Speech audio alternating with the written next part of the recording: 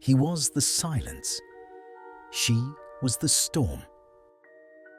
High above the sleeping castle, two enemies found a rhythm to survive the peace. The silence of Hogwarts after curfew was not empty. It was heavy, a physical weight that pressed against the stone walls and settled into the dust motes suspended in the torchlight. To the uninitiated, the castle slept.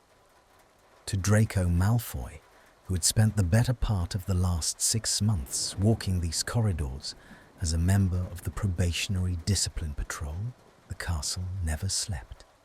It held its breath. It watched. Draco adjusted the silver band on his left arm, the metal cold enough to bite through the fabric of his black jumper. The cold was grounding.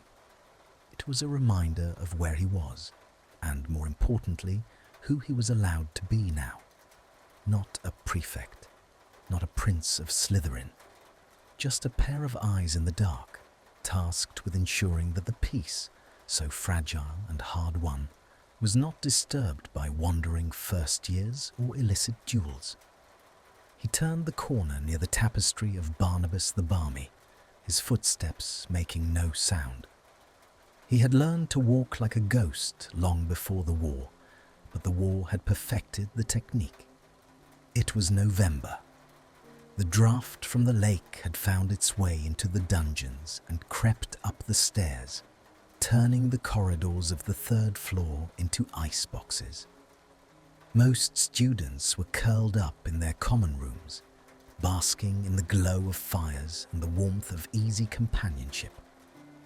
The thought curled Draco's lip, a reflex, a phantom limb of his old arrogance. In truth, he didn't despise their warmth.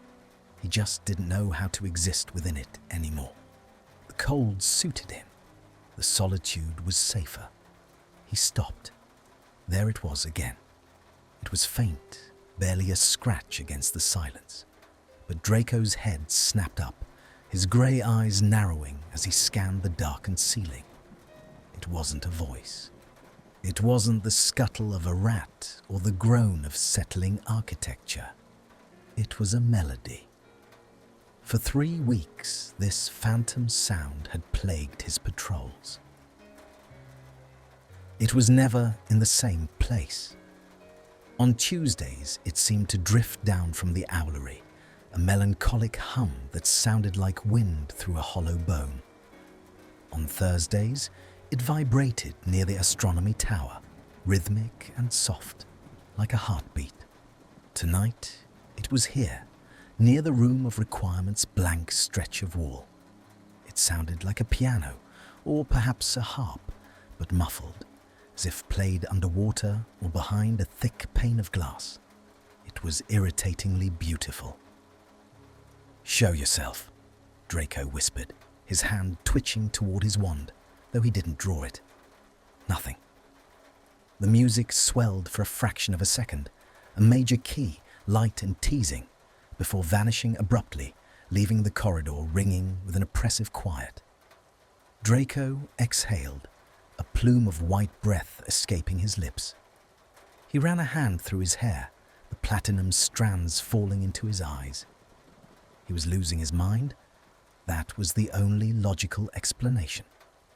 The stress of NEWTs, the weight of the stares he received in the Great Hall, the crushing guilt that waited for him the moment he closed his eyes at night.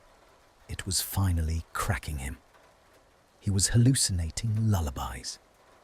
He pushed off the wall, jaw set tight. He would report it again. Filch would sneer. McGonagall would give him that pitying look over the rim of her spectacles, and nothing would change. He resumed his pace, sharper this time, intending to finish his round and retreat to the sanctuary of his dormitory.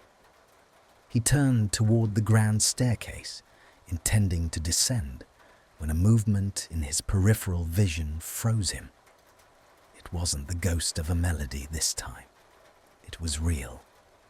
A figure was slipping out of the library doors. The library had been closed for hours. Madame Pince had warded the entrance with spells that would shriek if triggered. Yet, the heavy oak door clicked shut with a soft, respectful thud, the silence unbroken by any alarm. Draco stepped back into the shadows of a suit of armor, his instincts flaring. This was better than a hallucination. This was a rule breaker. This was something he could catch, something he could control. He watched as the figure moved into a patch of moonlight filtering through a high window. Hermione Granger. Of course. Draco felt a strange, weary disappointment settle in his chest, warring with a spike of curiosity. He had expected a rebellious fourth year, or perhaps Weasley trying to sneak food from the kitchens. But Granger, the war heroine, the brightest witch of her age, the frantic, exhausted pillar of the eighth-year morale. She looked different. In the Great Hall, Granger was armor-clad in her uniform, her tie perfectly knotted, her posture rigid with the responsibility of being Hermione Granger. But here, in the dim light, she looked unraveled.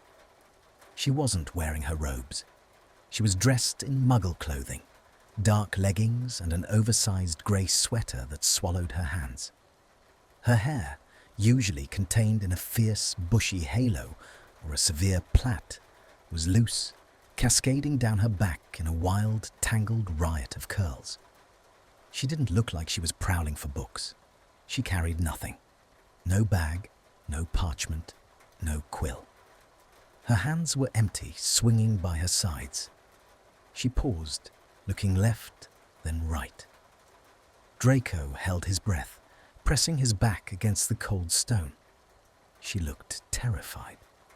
Not the terror of the battlefield. He knew that look on her face intimately. It haunted his nightmares. But a smaller, more fragile fear. The fear of being seen. She turned and began to walk, not toward the Gryffindor Tower, but toward the West Wing. Draco waited 5 seconds, counting the beats of his own heart, before he peeled himself away from the wall and followed. Why wasn't he calling out? The protocol was simple. Identify, halt, deduct points, escort. He had done it a dozen times this week, but the words stuck in his throat. There was something about her trajectory that gave him pause. She wasn't sneaking around. She was fleeing. He kept his distance, matching her steps. The castles seemed to conspire with her. Shadows lengthened to hide her. Staircases swung silently to meet her feet. She moved with a desperate, fluid grace he hadn't associated with her before. Granger was usually all sharp angles and efficient movement, a creature of logic and intellect. Tonight, she moved like smoke. She climbed higher. The air grew thinner, sharper. The temperature dropped. They were passing the classrooms, passing the prefect's bathroom, ascending the narrow, winding stairs that led to the highest ramparts of the castle. The realization hit Draco with a dull thud. The rooftops. The area was strictly out of bounds. The protective wards were tricky up there, the wind dangerous. What was she doing? A dark, intrusive thought whispered in his ear. Is she going to jump? The war had left them all broken in different ways. Some screamed, some went silent, some drank. Draco looked at the stone floor and saw cracks in his own psyche. Had Granger finally shattered?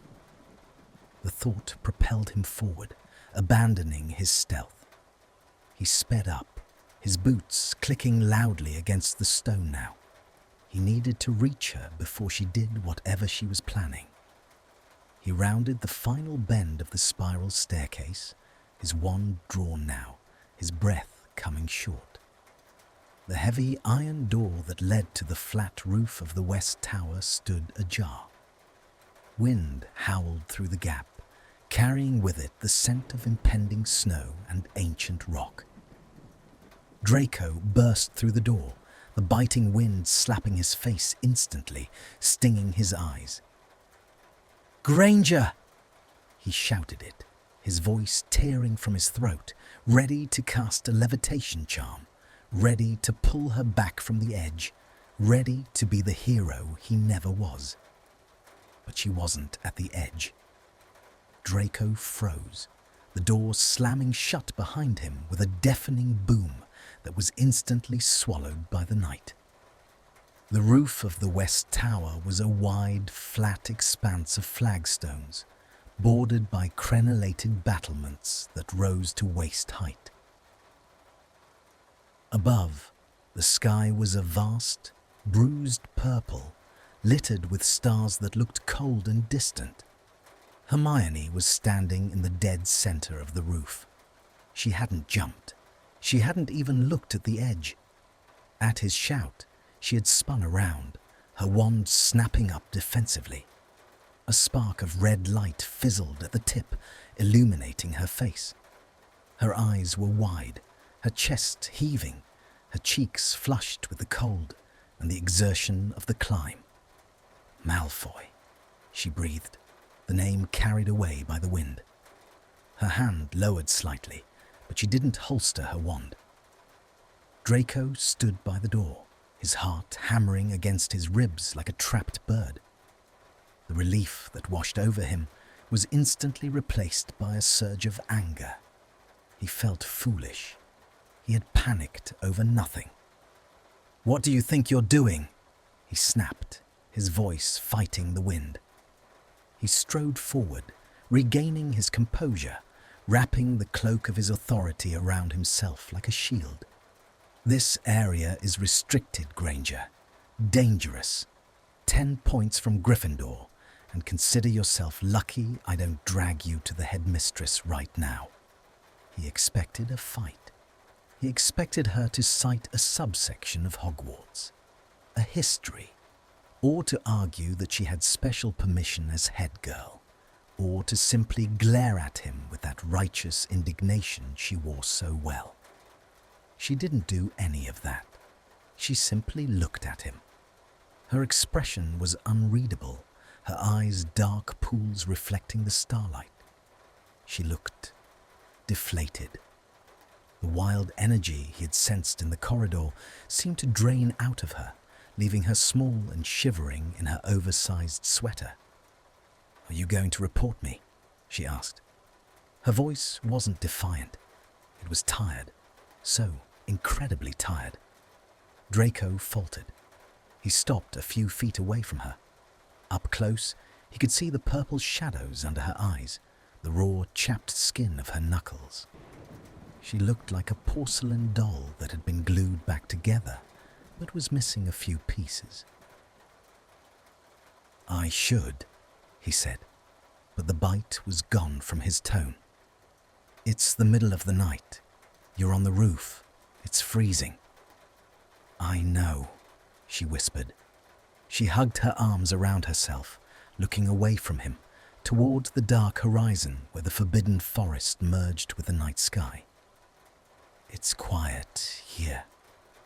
"The library is quiet," Draco countered, though he knew it was a lie. The library was full of the whispers of students, the scratching of quills, the pressure of expectations. "The library is full of ghosts," she said, as if reading his mind. She turned back to him, and for a moment the mask slipped. He saw a flash of raw, bleeding vulnerability that made him want to look away. "I just needed space. Real space." Draco stared at her. He felt the cold seeping into his boots. He knew about the ghosts. He carried enough of them in his own pockets. He looked at the vast emptiness of the sky above them. It was terrifying. Yes, but she was right. It was the only place in the castle where the stone didn't feel like it was closing in. He should escort her down. He should do his job. He was Draco Malfoy, the pariah, the one on probation, the one who had to follow the rules to survive. But then He heard it. The wind shifted, and for a second the howling died down. In the sudden pocket of silence, a sound resonated from the stones beneath Hermione's feet. A hum.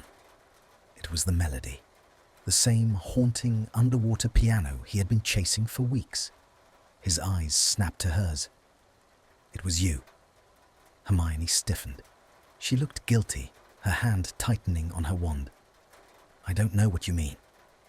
"The noise," Draco said, stepping closer, his curiosity overriding his duty. "The music. I've been hearing it for weeks.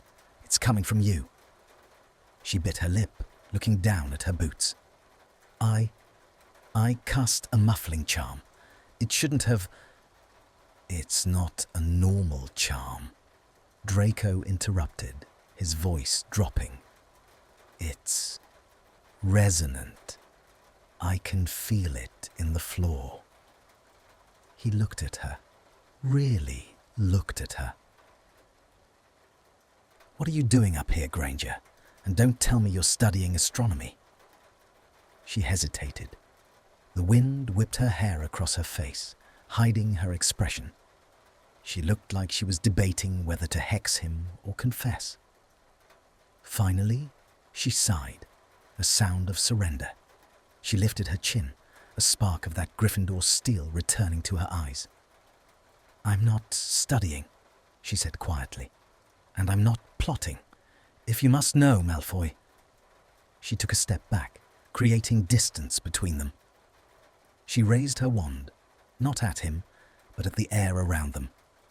With a flick of her wrist, intricate and fluid, she murmured an incantation Draco didn't recognize.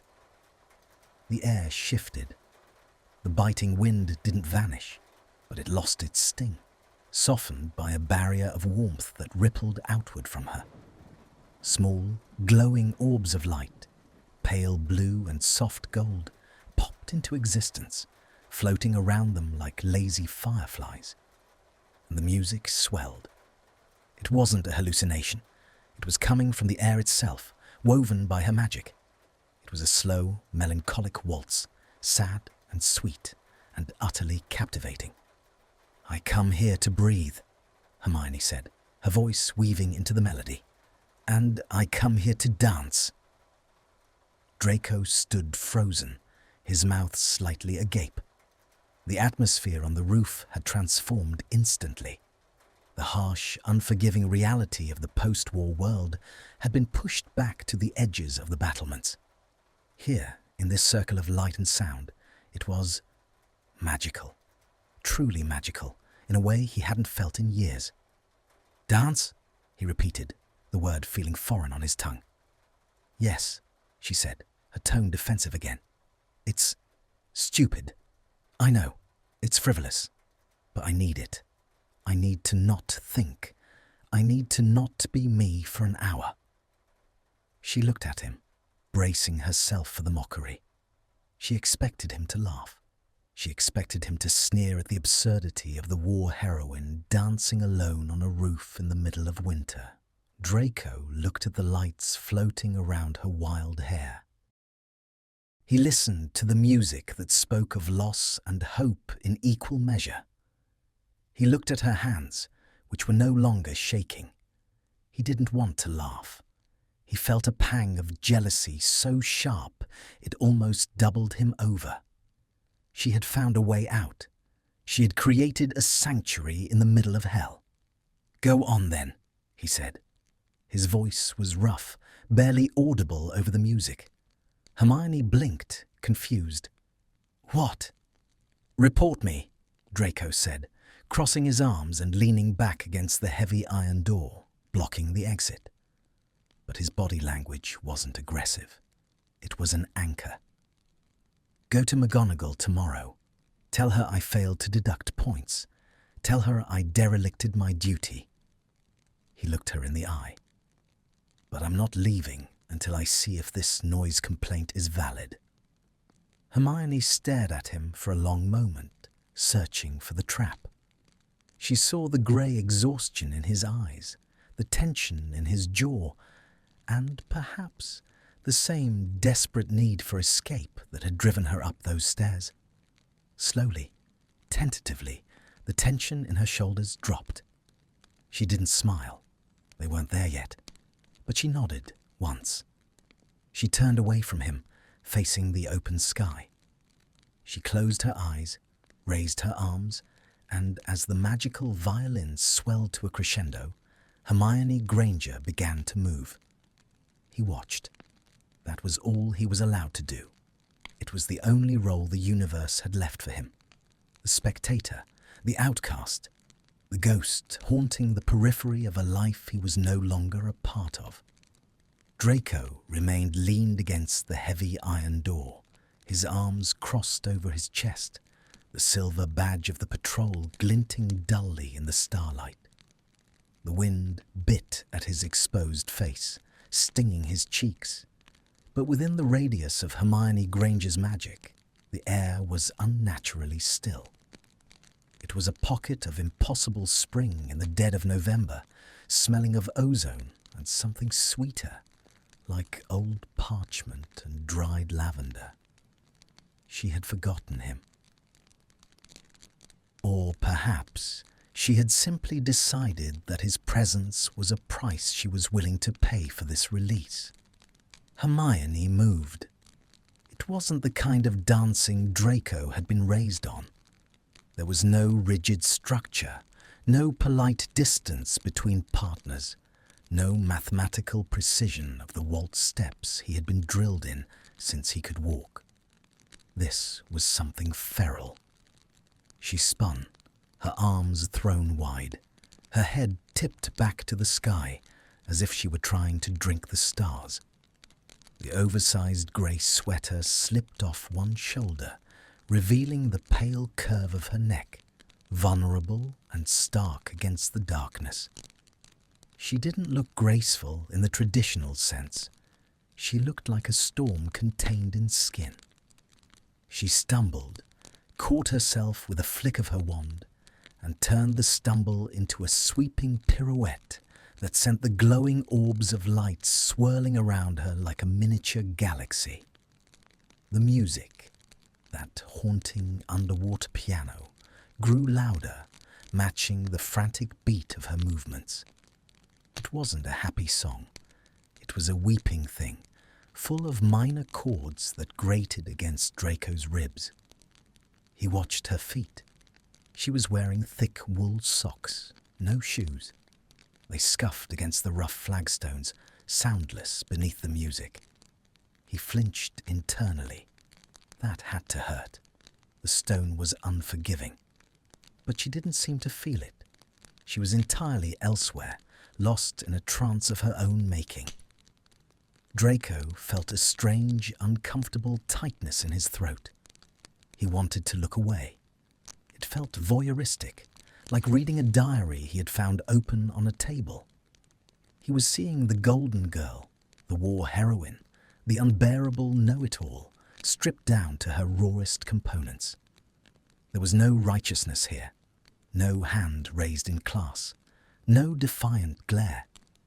There was just a girl, drowning in the aftermath of survival, trying to keep her head above water by turning the air into music. He hated it. He hated it because he recognized it. He shifted his weight, his boots scraping against the floor. The sound was swallowed by the crescendo of her spell.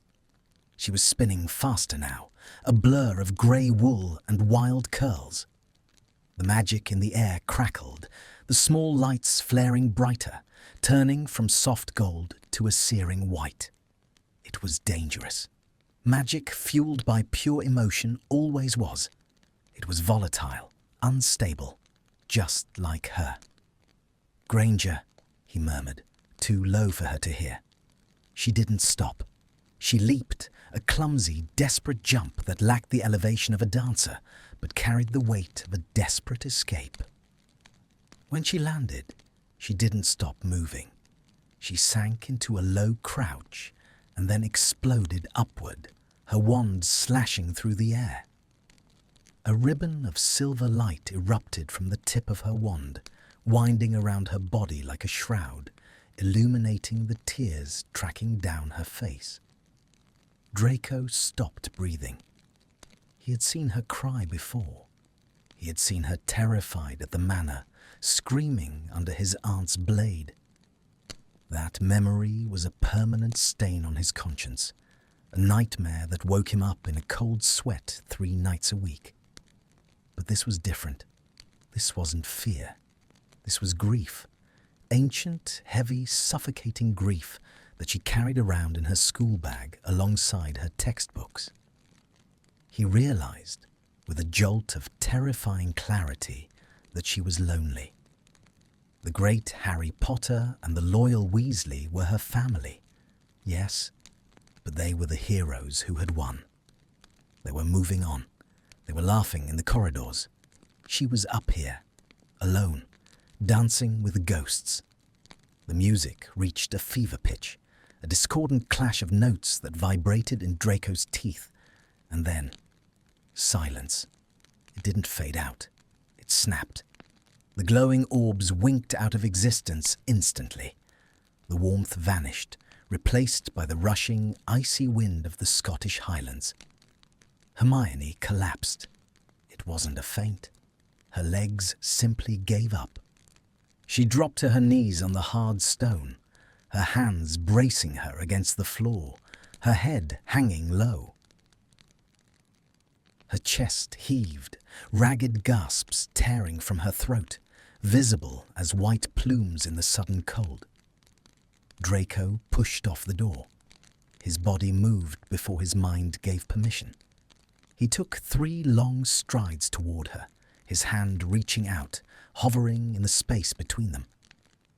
"Granger!" She flinched violently, as if he had struck her.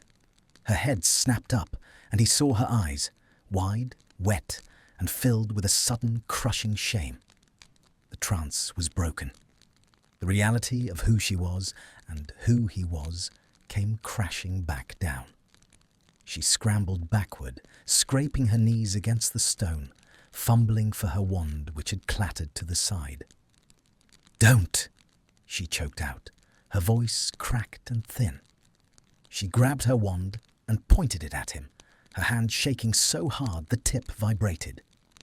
"Don't come near me." Draco froze. He held his hands up, palms open, showing he was unarmed.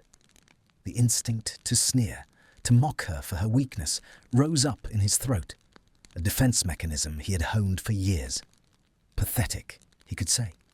"Look at you, crying on the floor." But the words turned to ash in his mouth. He couldn't do it. Not tonight.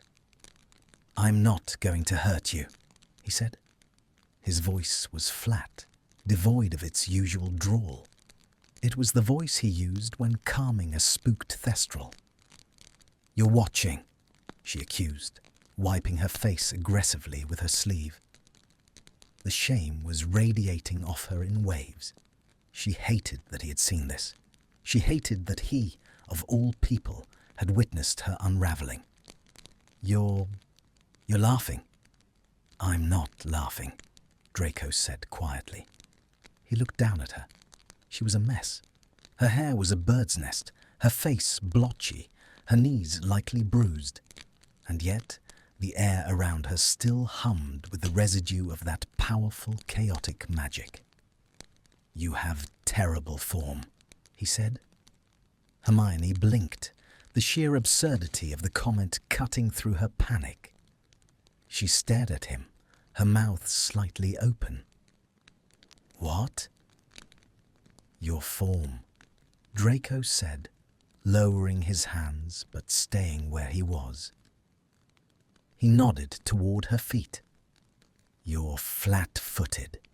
You hunch your shoulders when you spin, and you have no center of gravity. It's a miracle you didn't pitch yourself over the battlements." Hermione stared at him. The fear in her eyes began to curdle into confusion, and then, inevitably, into annoyance, the spark of the Granger fire. "I'm not trying to win a trophy, Malfoy," she snapped, her voice gaining a little strength. She pushed herself up, wincing as she straightened her legs. I wasn't performing for an audience. Clearly, Draco drawled. He stepped back, giving her space, leaning against the stone parapet casually, as if they were discussing the weather and not standing on a roof at midnight after she had poured her soul out. If my mother had seen that, she would have had an apoplectic fit. The waltz is about control, Granger. You looked like you were fighting a boggart. I was, she whispered, the fight draining out of her as quickly as it had come. She wrapped her arms around herself, shivering violently as the cold seeped into her bones. The adrenaline was fading, leaving her trembling. Draco watched the shiver. He hesitated, his internal war raging for a brief second. Then, with a sigh of annoyance at his own stupidity, he reached for his wand. Hermione flinched again, raising hers. "Oh, put it down," Draco scoffed. He flicked his wand at the space between them. A small blue flame erupted in a jar he conjured from thin air. A simple, contained fire, hovering at waist height. It cast a ghostly pallor over his sharp features. "I'm not going to hex you. The paperwork alone would take all night." Hermione lowered her wand slowly. She looked at the blue flame, then at him. "Why are you still here?" "I told you," Draco said, looking out at the dark grounds below. "I'm on patrol. Technically, I'm detaining a suspect." "You're not detaining me," she argued weakly. "You're loitering." "I am observing," he corrected. He turned his gaze back to her. His grey eyes were unreadable, stripped of the malice she was used to. That magic, the music. I've never heard a spell like that. Where did you find it? Hermione hesitated. She pulled her sweater tighter around herself, stepping a fraction closer to the blue flame. "I didn't find it. I made it up." Draco's eyebrows rose. "You invented a spell? To accompany that?" He gestured vaguely at her impromptu dance floor. "I didn't invent it for the dance," she murmured, looking into the fire. "I invented it because the silence was too loud. I needed something to fill the room, something that felt like—" She trailed off, shaking her head. "It doesn't matter." "Something that felt like before," Draco finished for her. Her eyes snapped to his. She didn't deny it. Draco looked away, staring at the jagged silhouette of the astronomy tower.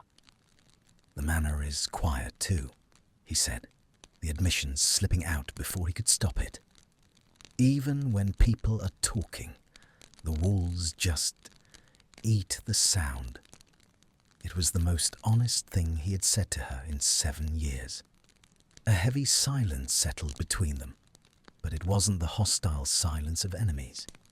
It was the tentative, fragile silence of two soldiers standing on opposite sides of a crater, realizing the mud looks the same on both of their boots.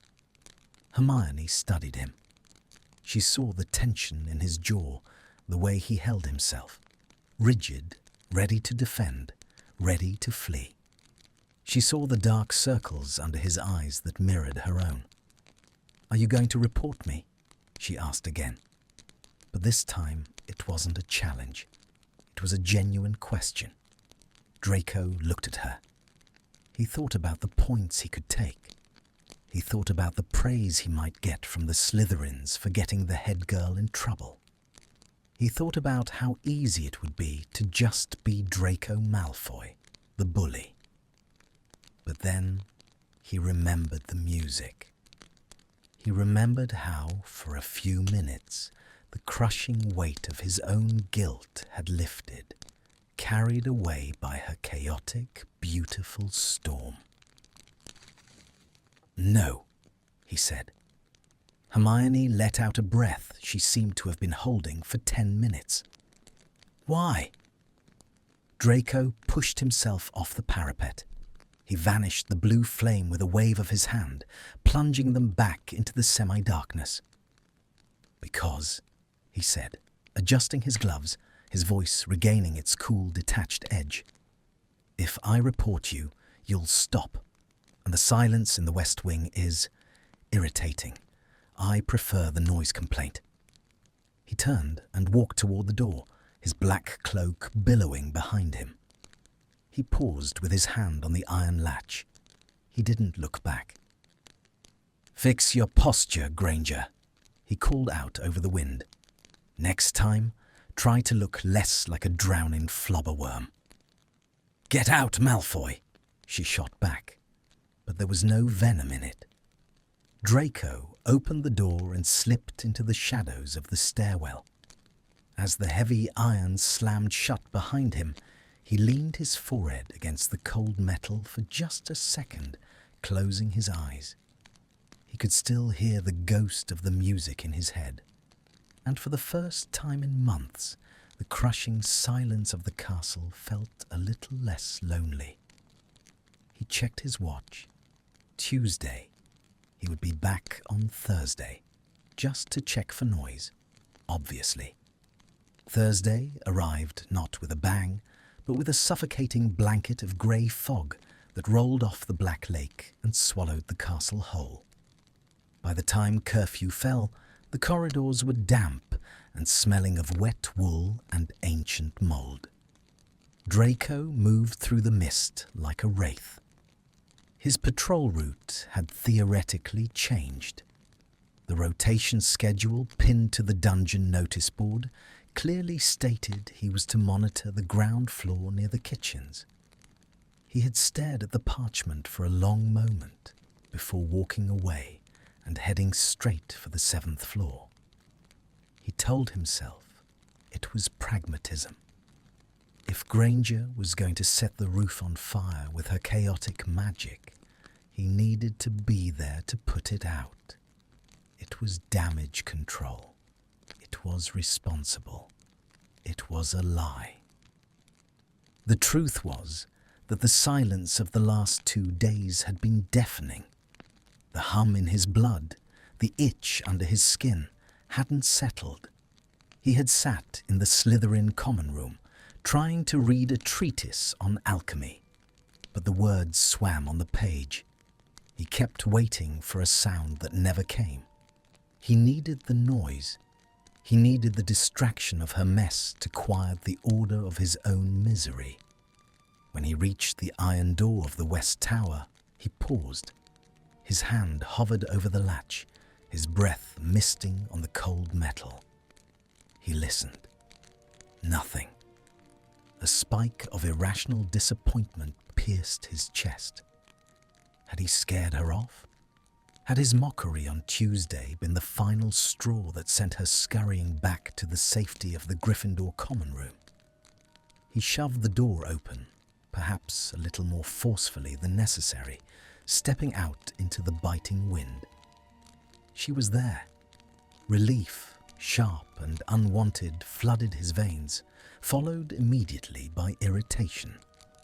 Hermione was sitting on the wide stone ledge of the battlements, her legs dangling over the abyss of the school grounds. It was a reckless, stupid position. One strong gust of wind, and the saviour of the wizarding world would be nothing more than a tragic headline in the Daily Prophet. She didn't turn when the door slammed. She didn't flinch. She was wrapped in that same hideous grey sweater, her head tipped back against the stone crenellation, looking up at the starless, foggy void. "You're late," she said. Her voice was flat, carrying easily over the damp air. Draco stopped, his hand still on the door handle. He blinked, his aristocratic mask slipping for a fraction of a second. "Excuse me?" "It's 11:15, she said, finally turning her head to look at him. Her face was pale, stripped of makeup, her eyes dark and heavy. She looked exhausted, but there was a strange calmness to her tonight. "You were here at 11 o'clock on Tuesday." Draco bristled, stepping fully onto the roof and letting the door click shut. He adjusted his cloak, drawing himself up to his full height. "I am not on a schedule, Granger. I am on patrol. My arrival time is dictated by the requirements of castle security, not your social calendar." "I don't have a social calendar," she murmured, turning back to the sky. "I have a watch. And you're late." Draco scoffed, walking over to a stone gargoyle that perched on the corner of the roof. He leaned against it, crossing his arms. "And you are loitering in a restricted area.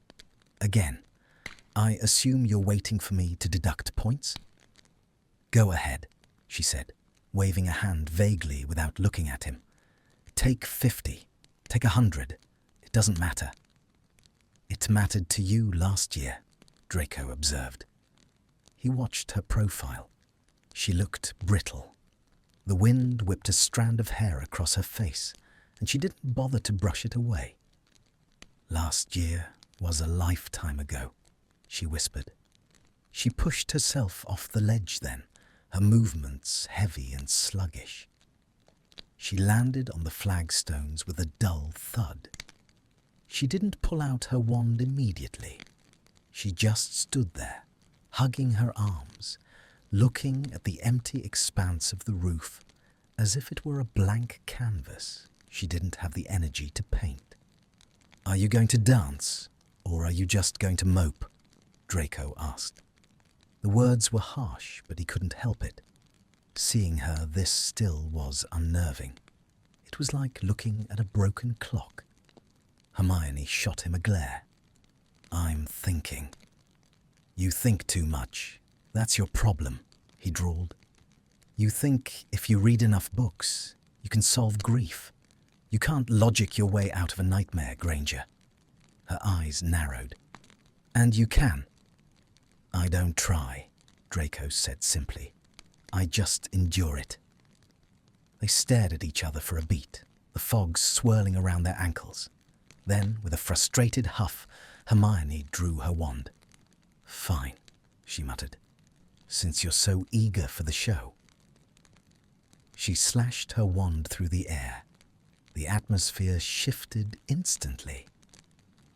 The damp chill was pushed back by that familiar, rushing warmth.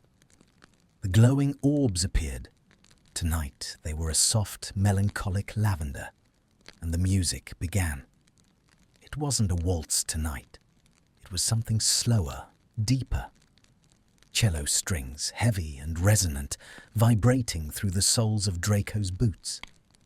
He stayed by the gargoyle, determining to remain a detached observer.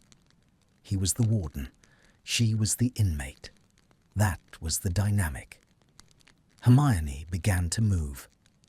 It was better than Tuesday, he had to admit. She wasn't flailing. She was swaying, letting the heavy music dictate her pace. But as she tried to transition into a turn, her shoulders hunched up toward her ears, and she stumbled over her own feet.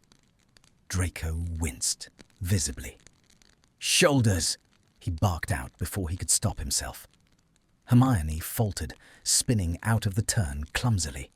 She stopped, glaring at him through the lavender light. "What?" "Your shoulders," Draco said, pushing off the gargoyle. He gestured to his own neck. "They're practically touching your ears. You look like a frightened turtle. You can't pivot if your tension is all in your neck." "I am not taking dance lessons from you, Malfoy," she snapped, though she rolled her shoulders back self-consciously. "It's not a lesson. It's a mercy," he countered, stepping closer but staying outside the circle of her warmth. "It's painful to watch. Pure-blood children are taught the waltz before they can read. It's about lines, Granger, geometry. You're all squiggles." "Squiggles?" She looked offended. "I am expressing emotion. You're expressing chaos," he corrected. Emotion needs a vessel. Otherwise, it's just a tantrum set to music. He saw the retort rise to her lips, but she swallowed it. She looked at him, really considered his words, and then, to his surprise, she turned away and raised her arms again. She resumed the movement. She spun. This time, he saw her deliberately force her shoulders down, elongating her neck. The line was cleaner. The turn was smoother. Better, Draco muttered, low enough that she might not hear it. But the corner of her mouth twitched. She had heard. They fell into a strange rhythmic routine. She danced, fighting the air and her own memories, and he watched, offering biting critiques that chipped away at her sloppy form. Chin up. You're looking at your feet. The floor isn't going anywhere. Don't lock your knees. You'll faint, and I'm not carrying you to the hospital wing. Your arms are too stiff. You're holding a partner, not a shield. She snapped back at him, of course. She told him he was an arrogant prat. She told him his commentary was derivative. But she listened. With every barb he threw, she corrected her form. And with every correction, the dance became less of a desperate flailing and more of a conversation with the music. Draco found himself moving closer, drawn in by the magnetic pull of the spectacle. He was no longer by the gargoyle. He was standing at the edge of her charmed circle, the warmth brushing against his cold face. He watched the way the lavender light caught in her curls. He watched the sweat beading on her temple despite the cold. She was alive, vividly, painfully alive. It was a stark contrast to the grey ghosts that populated the rest of the castle. Then the rhythm broke. One of the magical orbs, a large one hovering near her head, began to flicker. It sputtered, buzzing with an angry, discordant hum that clashed with the cello. Hermione faltered. Her concentration wavered. The music dipped, threatening to cut out. She frowned, reaching out with her wand hand to stabilize the spell, but that only made her balance worse. She wobbled, the intricate web of magic trembling around her. "Damn it," she hissed, trying to hold the note and the lights simultaneously. Draco didn't think. It was a reflex born of witnessing something imperfect that needed to be made right. He flicked his wrist. His wand slid from his sleeve into his hand, and with a subtle, sharp movement, he slashed it toward the flickering orb. Stabilis. A stream of silver magic shot from his wand, hitting the dying light. It didn't just stabilize it, it crystallized it. The flickering stopped instantly. The orb flared bright and steady, changing from lavender to a cool, crystalline silver, the color of the Malfoy crest, the color of starlight on ice. Hermione froze. The music didn't stop, but she stopped moving. She stared at the silver orb floating steadily above her, then slowly turned her gaze to Draco. He was standing just a few feet away, his wand still raised, the tip glowing faintly. He expected her to yell. He expected her to accuse him of interfering, of tainting her sanctuary with his dark magic. "It was off-key," he said defensively, lowering his wand. "It was ruining the composition." Hermione looked at him. Her chest was heaving from the exertion. Her eyes searched his face, looking for the mockery, the malice.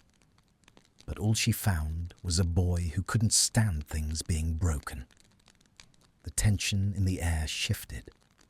It wasn't the jagged, sharp tension of enemies anymore. It was something heavier, softer, a shared frequency. "Thank you," she said. The words were quiet, but they hit Draco like a physical blow. He stiffened. He wasn't used to gratitude. He was used to fear, suspicion, or tolerance. "Don't get used to it," he sneered, but the venom was weak. "I just hate sloppy spellwork." "Right," she said, a small, tired smile touching her lips. It was the first time he'd seen her smile in years. Strictly quality control. "Strictly," he agreed. She didn't start dancing again. The moment felt finished. The music faded slowly, the cello notes drifting away into the fog. The lights dimmed one by one, except for the silver one Draco had fixed. It lingered for a moment longer, a solitary star before winking out. The cold rushed back in, but it didn't feel as biting as before. Hermione walked over to where she had left her shoes, slipping them on. She wrapped her arms around herself, shivering as the adrenaline faded. "Same time tomorrow?" she asked, not looking at him. Draco paused. He should say no. He should say he had other duties. He should say this was a one-time aberration. "If the noise persists," Draco said, turning on his heel, "I'll have to investigate." He walked to the door, feeling her eyes on his back. "Malfoy?" He stopped, hand on the latch. "What?" "You're right," she said softly. "About the arms. I was holding a shield." Draco stared at the iron of the door. He gripped the handle tighter. "You don't need a shield up here, Granger," he said, his voice rough. "There's no one here but me." He stepped through the door and let it slam shut, leaving the ambiguity of his own words hanging in the cold night air. He walked down the spiral stairs, his heart beating a rhythm that sounded suspiciously like the cello music she had conjured. He touched the spot on his chest where the anxiety usually sat, heavy and cold. It was still there. But for the first time in a long time, the knot felt a little looser. He was already planning what he would say tomorrow. He would tell her that her footwork was atrocious. He would tell her she had the grace of a drunken hippogriff. And he would be there at 11 o'clock sharp. The sky had broken open. It wasn't just rain. It was a deluge, a relentless, drumming assault that turned the Scottish Highlands into a blurred watercolour of grey and black. The castle groaned under the weight of the water, the gargoyles spewing torrents from their stone mouths, the windows rattling in their frames. Draco Malfoy liked the rain. It washed things clean. It provided a constant white noise barrier between him and the rest of the world. But tonight, as he climbed the spiral staircase toward the West Tower, the sound was deafening. The storm was hammering against the roof, a chaotic rhythm that made the stone beneath his feet vibrate. He reached the iron door and hesitated. Surely she wouldn't be there tonight. The weather was atrocious. Even inside the castle, the dampness was pervasive, seeping into the tapestries and the bones of the students. The roof would be a death trap. But as he stood there, hand hovering over the latch, he felt it. A faint hum in the floorboards. A vibration that wasn't the storm. She was there. Draco shook his head, a mix of disbelief and grudging admiration curling in his chest. Granger was stubborn. It was her defining trait, the thing that had kept her alive when she should have died a dozen times over. It was also, apparently, the thing that drove her onto a roof in a hurricane. He pushed the door open. The noise hit him first, the roar of the wind and the hiss of the rain, but it was immediately muffled as he stepped across the threshold. He blinked, wiping water from his eyelashes, and stared. The roof was dry. Hermione had cast a colossal shield charm, a shimmering, translucent dome that arched over the entire flat expanse of the tower. The rain smashed against it, cascading down the sides in rivulets that caught the light of her magical orbs, turning the world outside into a distorted, melting dreamscape. Inside the bubble, the air was dry and smelling of ozone and the faint, sweet scent of burning cedar. And there was music. It wasn't the slow, mournful cello of the previous night, nor the whimsical piano of the first. It was violins, sharp, fast, frantic violins. A concerto that moved at a breakneck speed, full of high notes that felt like glass shattering. Hermione was in the center of the roof, moving to the frenetic tempo. She looked frustrated. Her brow was furrowed, her lips pressed into a thin white line. She was wearing the same oversized clothes, but tonight she had tied the sweater around her waist, revealing a simple black camisole that clung to her damp skin. She was trying to execute a turn, a complex, rapid pivot that required perfect balance and precise footwork. She spun, wobbled, and missed the beat. "Damn it!" she shouted, her voice echoing strangely within the dome. She stopped, reset, and tried again. The violins screeched higher. She stepped, pivoted, and again her weight shifted too far back. She stumbled, catching herself before she fell, her hands balling into fists at her sides. Draco watched from the shadows near the door. He should have stayed silent. He should have just leaned against the wall and let her fight her own battles. But the sight of the failure, repeated over and over, was itching under his skin. It was an incomplete equation, a sentence without a period. He knew that step. He had learned it when he was 7, in the ballroom of Malfoy Manor, under the critical eye of a French dancing master who carried a cane to correct slouching posture. The fleuret. It was all about the transfer of weight.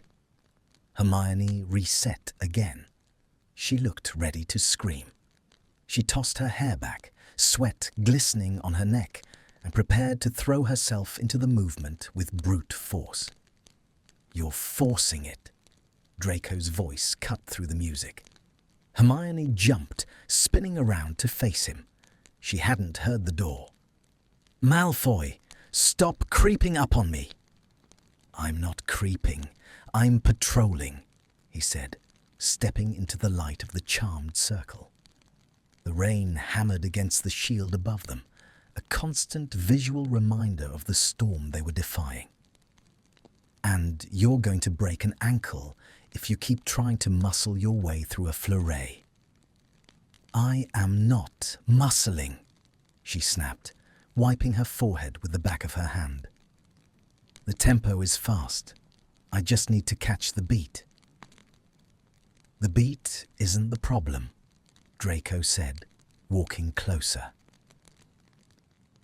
He moved with a languid grace that irritated her, his hands tucked into the pockets of his black trousers. "The problem is your center of gravity. You're leading with your head. If you lead with your head on a pivot, your feet get left behind. Hence, the stumbling." Hermione glared at him. "I didn't ask for a critique." "You never ask," Draco replied smoothly. "But you clearly need one." He stopped a few feet away from her. The violins were still playing, a frantic, looping melody that filled the space between them with nervous energy. "Show me," he said. "What?" "Do it again. Let me see where the breakdown is." Hermione hesitated. She looked at him with suspicion, searching for the trick. But the frustration of the failed step was outweighing her pride. She let out a sharp breath through her nose. "Fine." She turned away from him, waited for the measure to loop, and launched into the turn. She spun, fast and sharp, but at the critical moment her heel caught and she tilted dangerously to the left. "Stop!" Draco commanded. She froze, teetering on one leg. "Do you feel that?" he asked, stepping into her personal space. He circled her like a predator inspecting prey, or perhaps a sculptor inspecting a block of marble. "Your weight is on your heel. It needs to be on the ball of your foot. And your right arm." He paused. Words weren't working. He could see the confusion in the set of her shoulders. She was an academic learner. She needed to read it in a book to understand the theory. But dance wasn't theory. It was physics. Draco sighed, a sound of impatient resignation. "Granger, put your foot down." She dropped her heel, turning to face him, defensive. "I'm trying to—" "Don't turn around," he murmured, moving behind her. Hermione went rigid. "Malfoy, what are you—" "Shut up and listen," he said, his voice dropping an octave, losing its sneer. "We're going to fix the frame. You can't turn if your frame is collapsed." He raised his hands. For a second, they hovered in the air, inches from her skin. The heat radiating from her was palpable against his cold palms. This was a line, a bright, burning line that he had never crossed. They were enemies. They were oil and water. They were the snake and the lion. He crossed it. He placed his right hand on her waist, just above the hip bone. Hermione gasped. It was a sharp intake of air that sounded loud over the violins. His hand was freezing, the silver signet ring on his finger pressing cold metal against her side through the thin fabric of her camisole. "Relax," he instructed, though his own heart gave a traitorous, heavy thud against his ribs. He used his left hand to take her right wrist, lifting her arm. "Your arm needs to be resistance," he murmured, his mouth dangerously close to her ear. He could smell her, rainwater, old parchment, and something floral, like jasmine. It was dizzying. "Don't be limp. Push against me." Hermione was trembling. He could feel the fine tremors running through her frame under his hand. She wasn't pulling away, though. She was frozen, suspended in shock. "Push, Granger," he urged softly. She stiffened, engaging her muscles. She pushed her arm back against his hand. "Good," he said. The word came out more breathless than he intended. "Now, the pivot isn't a spin, it's a step. You step into me, then you turn." "Into you," she squeaked. "Metaphorically," he corrected, though they were standing so close that the fabric of his robes brushed against her legs. "Imagine there is a pole running through the center of your body. You rotate around it. You don't lean."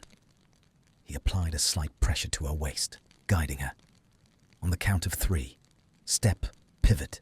Keep your weight forward. 1, 2, 3. She moved. Guided by his hand, anchored by his frame, she stepped. He moved with her, a shadow mirroring her motion. She shifted her weight to the ball of her foot, and with his hand stabilizing her hip, she turned. It was perfect. She spun, a sharp, clean rotation, and landed perfectly balanced, facing him. They stopped.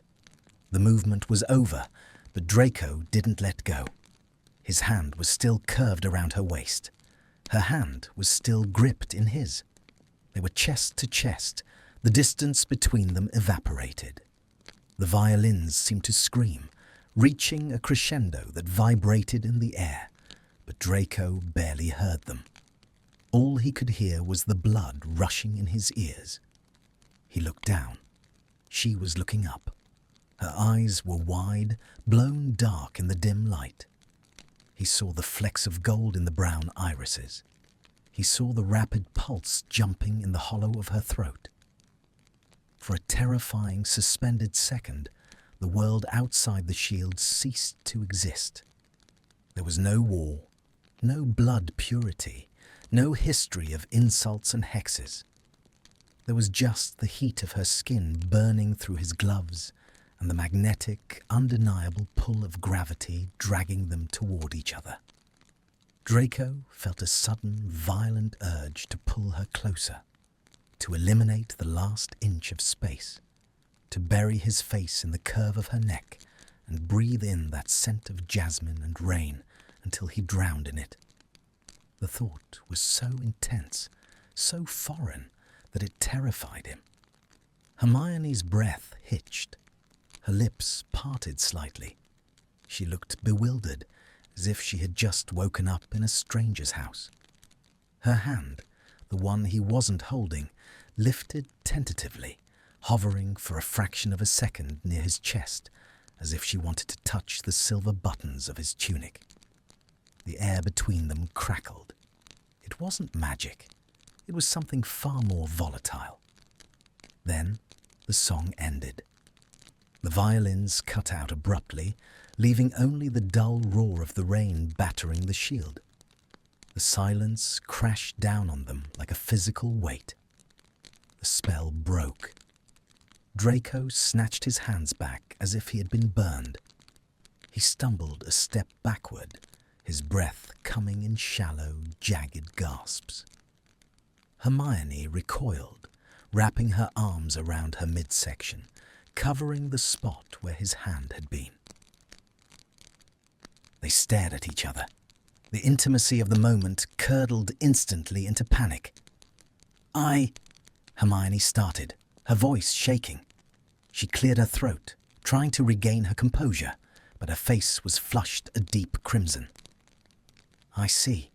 It's physics. Draco straightened his robes, his hands trembling slightly. He clenched them into fists to hide it. He needed to put up the walls. He needed the armor. Quickly. Physics, he repeated, his voice sounding hollow and metallic. Yes, precisely. You were leaning. It was incorrect.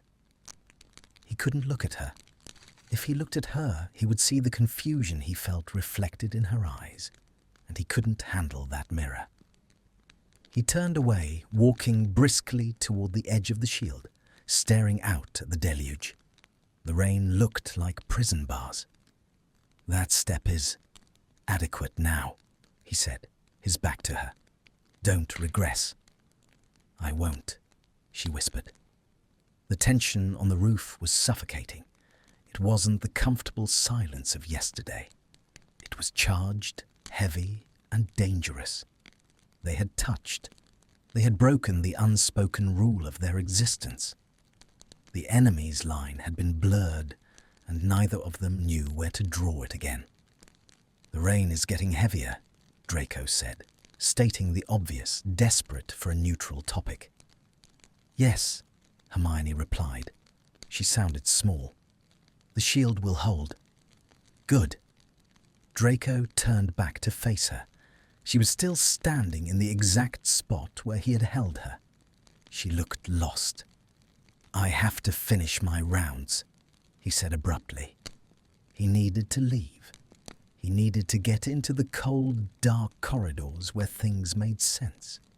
Up here, in the warmth and the light, he was losing his grip on reality. Right, she said, nodding too quickly. Of course. Rounds. Draco walked to the door. He paused, his hand on the latch. He wanted to say something. An apology, an insult, anything to restore the status quo. But his mind was blank. All he could feel was the ghost of her waist under his fingertips. Good night, Granger, he said stiffly. Good night, Draco, she murmured. He froze. She had used his given name. It slipped out naturally, softly. He didn't acknowledge it. He couldn't. He ripped the door open and plunged into the stairwell, letting the heavy iron slam shut behind him. He didn't walk down the stairs. He ran. He ran until he was 2 floors down, in a dark alcove near a suit of armor. He stopped, leaning back against the cold stone wall, sliding down until he was crouching on the floor. He pulled the glove off his right hand. He stared at his palm, pale and trembling in the shadows. He pressed his hand against his forehead, squeezing his eyes shut. He was in trouble. He was in so much trouble. Because when he had touched her, for the first time in his life, the silence hadn't just been quiet. It had been peaceful, and he wanted to touch her again. December descended upon the castle, not as a season, but as a siege. The snow piled high against the stone walls, thick and blindingly white, turning the grounds into an unrecognizable expanse of silence. The lake froze solid. The windows of the corridors frosted over with intricate fern-like patterns that refused to melt even under the strongest warming charms. Draco Malfoy's world had shrunk to two places: the suffocating, silent gloom of the dungeons and the roof. The panic of that rainy night, the electric shock of touching her, had not driven him away. It had done the opposite. It had become an addiction. For the past 2 weeks, the routine had solidified into something sacred, a ritual carved out of the night to keep the madness at bay. He no longer pretended to patrol. He walked straight to the West Tower at 11 o'clock. He didn't slam the door anymore. He closed it softly, sealing them in. Tonight, the air inside Hermione's shield was thick, almost syrupy with the hum of magic. The snow was falling heavily outside, burying the dome, creating an igloo effect. The light from her floating orbs was dim, a warm amber glow that mimicked firelight. They weren't dancing. Not yet. They were sitting on the stone floor, backs resting against the parapet, shoulder to shoulder, but not touching. A heavy woolen blanket, Gryffindor scarlet, though Draco had pointedly ignored the colour, was draped over their legs. "It's the noise," Hermione said softly. She was staring at her hands, tracing the scars on her knuckles. "In the common room, it never stops. Even when it's quiet, it's loud. The expectations, the whispering." "Is she okay? Did you see her hand shake? It's like living in a glass jar." Draco took a sip from the silver flask he had brought, fire whiskey, smooth and burning, and passed it to her. Their fingers brushed. Neither of them flinched. "The dungeons are the opposite," he murmured, watching her take a small sip. She grimaced at the burn, and a ghost of a smirk touched his lips. "It's a tomb down there. No one speaks. No one looks at anyone else. We're all just waiting. Waiting to be expelled, or arrested, or for the world to finally decide what to do with the children of the losers." "You're not a loser, Draco," she said. He turned his head to look at her. The amber light softened the sharp angles of his face, but it couldn't hide the hollowness in his eyes. "I'm not a winner, Granger. I'm debris." She didn't argue. That was what he liked about these nights. She didn't try to fix him with platitudes. She didn't offer him redemption. She just offered him the flask back. "I tried to go to the Yule Ball Planning Committee meeting today," she admitted, her voice tight. "McGonagall asked me to help. I walked into the Great Hall, saw the decorations going up, and I couldn't breathe. I just saw the bodies. I saw where Fred fell. I saw where Bellatrix..." She stopped, her throat clicking shut. Draco stared at the flask in his hands.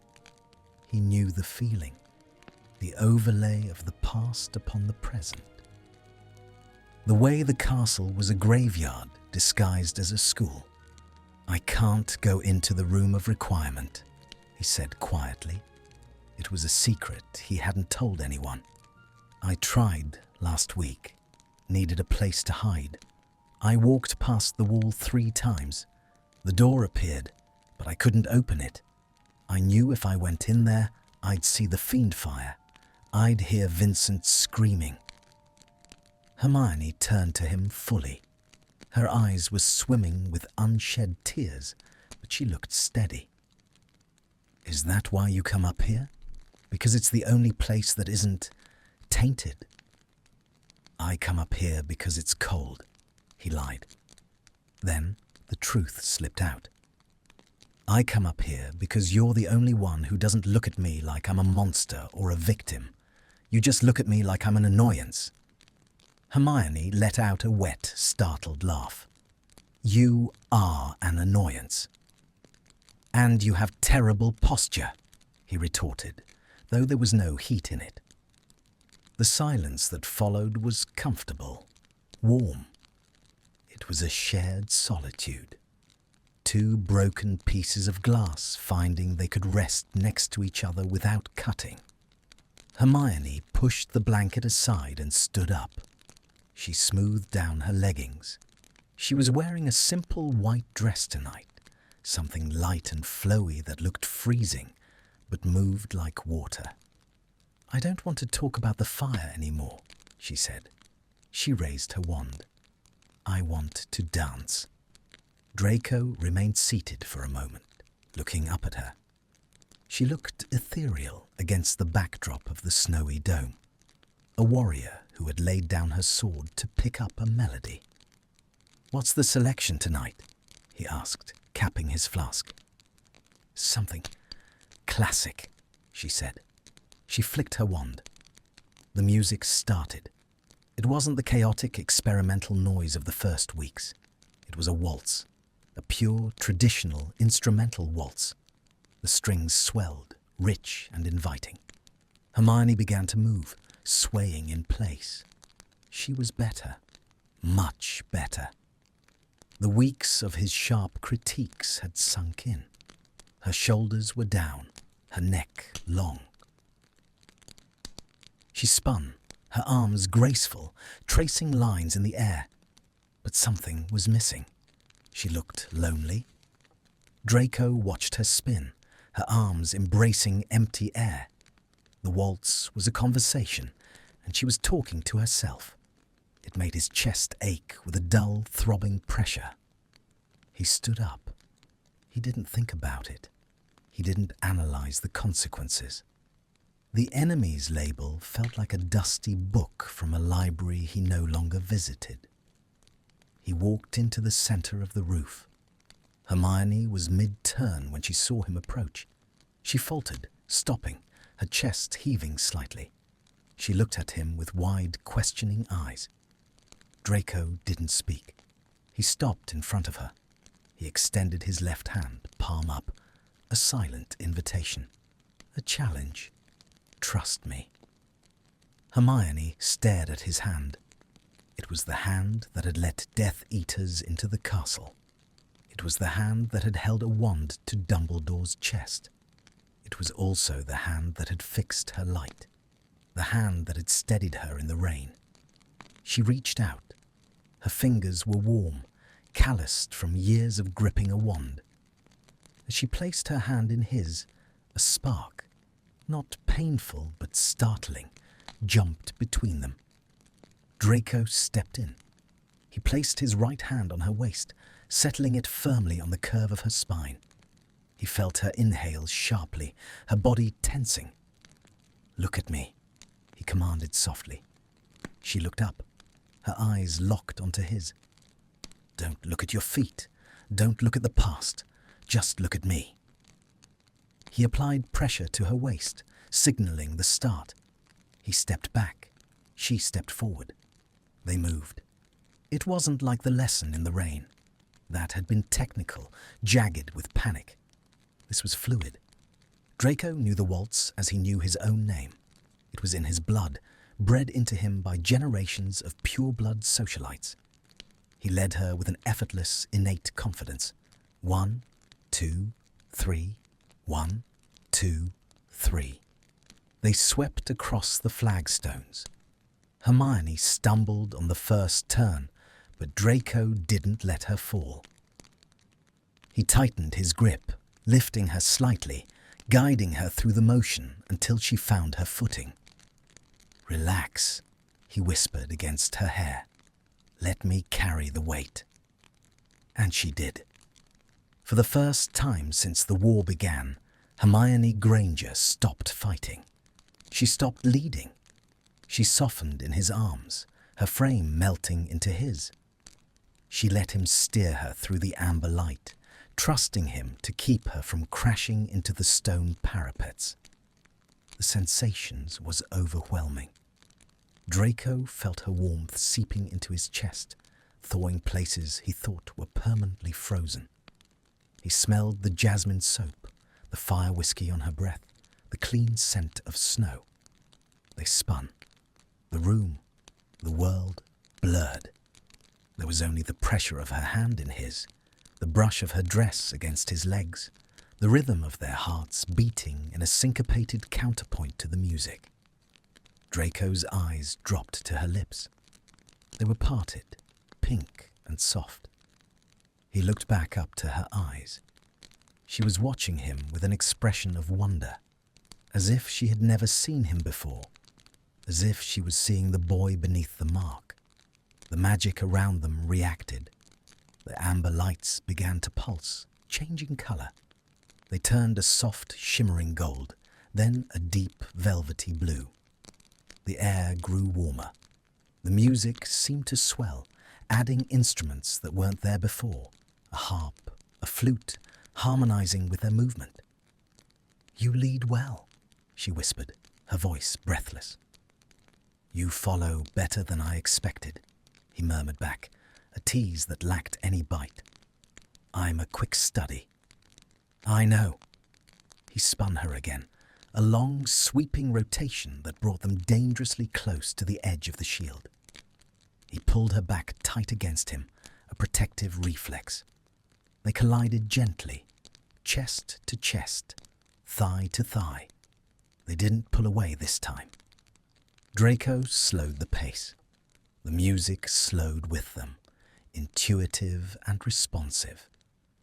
They were barely moving now, just swaying in a tight embrace in the center of the snowy dome. Draco felt a terrifying sense of peace wash over him. It was a golden, warm feeling that started in his stomach and spread to his fingertips.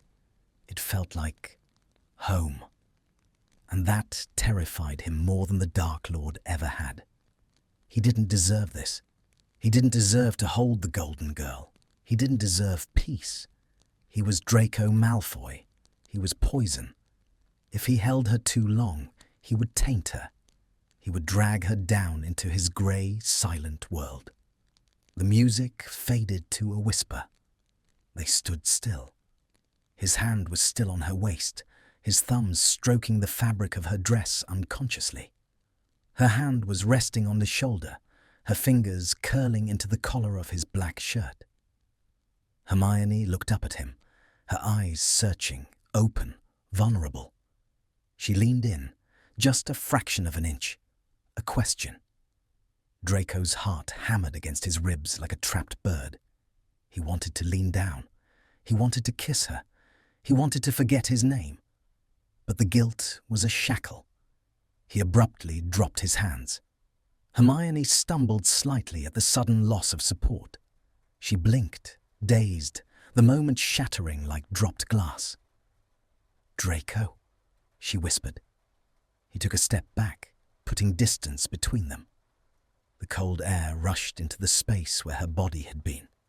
He needed the cold. He needed the reality check. "It's late," he said. His voice was rough, unrecognizable. He avoided her eyes, looking at the stone floor. Curfew was an hour ago. Hermione stood frozen, her hands still suspended in the air. She looked confused, hurt. "What? But we were just—" "I have to go," he interrupted, snapping his emotional occlumency shields into place. He couldn't let her see the panic. He couldn't let her see how much he wanted to stay. I have a potions essay due. Snape, Slughorn is demanding. He was rambling. He never rambled. He turned on his heel, his cloak swirling around him. Malfoy, she called out, her voice sharpening. He didn't stop. He couldn't. If he looked at her again, if he saw that softness in her eyes, he would break. And he couldn't afford to break. Not when he was barely holding himself together. He reached the iron door and shoved it open. The wind and snow from the outside world blasted him in the face, blinding and freezing. "Good night, Granger," he threw over his shoulder, cold and dismissive. He stepped out into the blizzard, leaving the warmth, the music, and the only person who made him feel human behind him. He descended the stairs, his footsteps echoing hollowly. He touched his chest. His heart was aching, a physical pain that radiated through his ribs. He had felt peace, and he had run from it as fast as his legs could carry him. Because peace was a lie for people like him. Peace was dangerous, and falling in love with Hermione Granger was the most dangerous thing of all. The weather mirrored the chaos in Draco's mind. A winter storm had seized the castle, not with the quiet burial of snow, but with the violent, thrashing temper of a gale.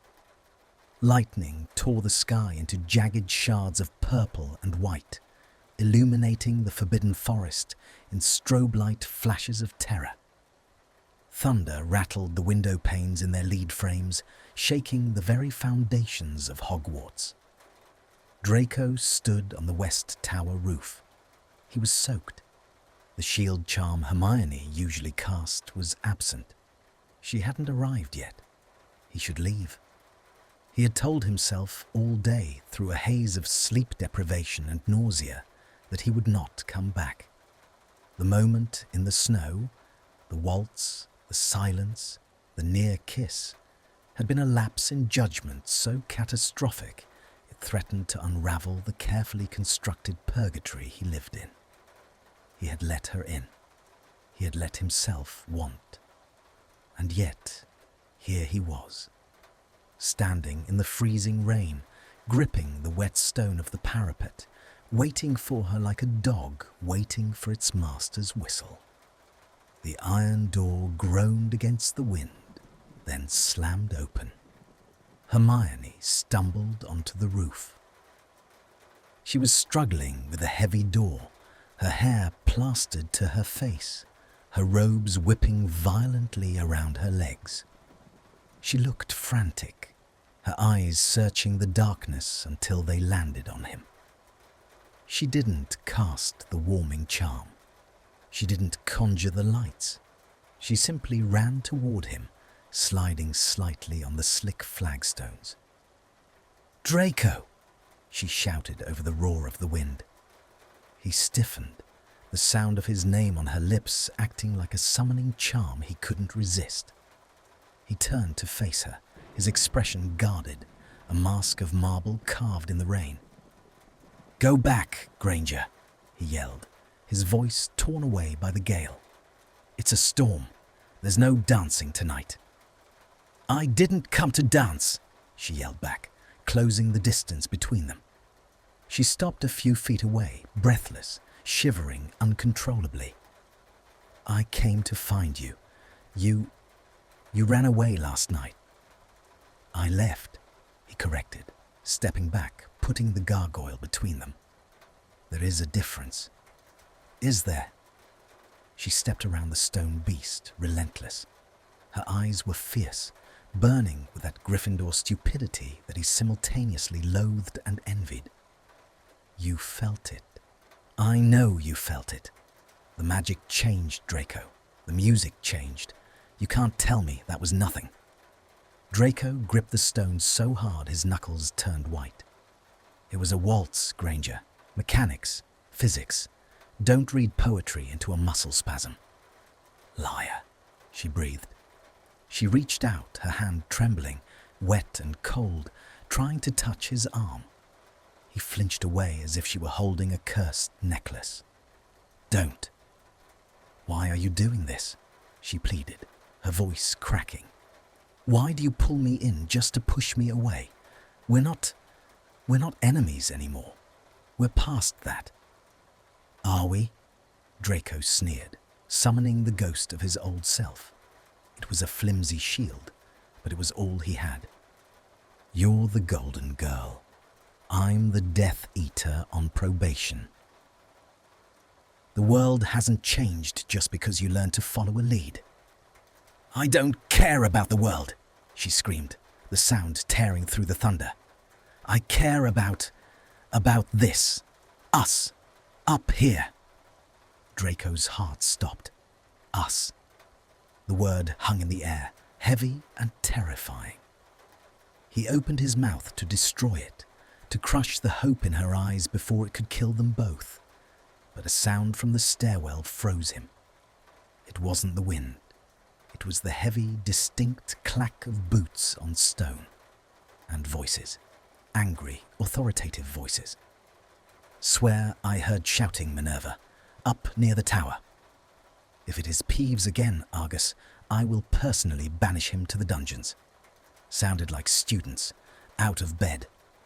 Draco's blood turned to ice. Filch and McGonagall. They were close. Maybe 2 flights down, but ascending fast.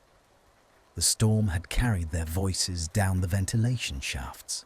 Or perhaps the shouting match he and Hermione were having had echoed louder than they thought. He looked at Hermione. She had frozen too, her eyes wide with sudden panic. She stared at the open door of the roof. They're coming, she whispered. Draco's mind raced. This wasn't a detention. If they were caught, Draco Malfoy and Hermione Granger, alone on a roof in the middle of the night, amid rumours of his instability and her trauma, the narrative wrote itself. He was corrupting her. He was harassing her. Or worse, she had lost her mind and was consorting with the enemy. She would lose her head girl badge. She would be dragged into an inquiry. The prophet would feast on her bones. War heroine Cracks, found in secret tryst with Death Eater. He couldn't let that happen. He could survive the darkness. He lived there. She belonged in the light. You have to go, Draco hissed, moving toward her. Now. We can hide, Hermione stammered, raising her wand. Disillusionment charms. If we stay still. McGonagall will sense the magic, Draco snapped. The air up here is thick with your residue.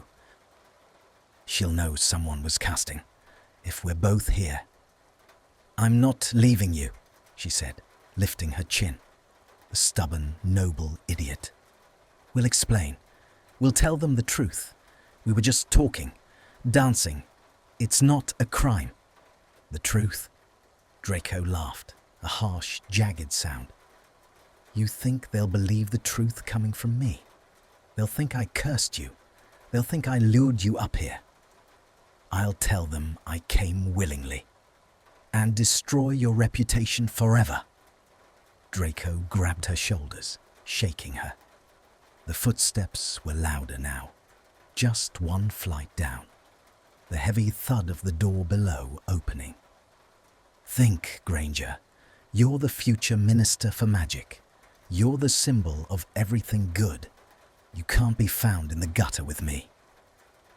I don't care about my reputation, she cried, gripping his wet robes. I don't want to leave you alone. She wasn't going to go.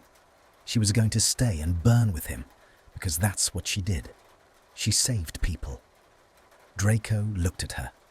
Her wet eyelashes, the desperation in her face, the love she didn't even realize she was offering.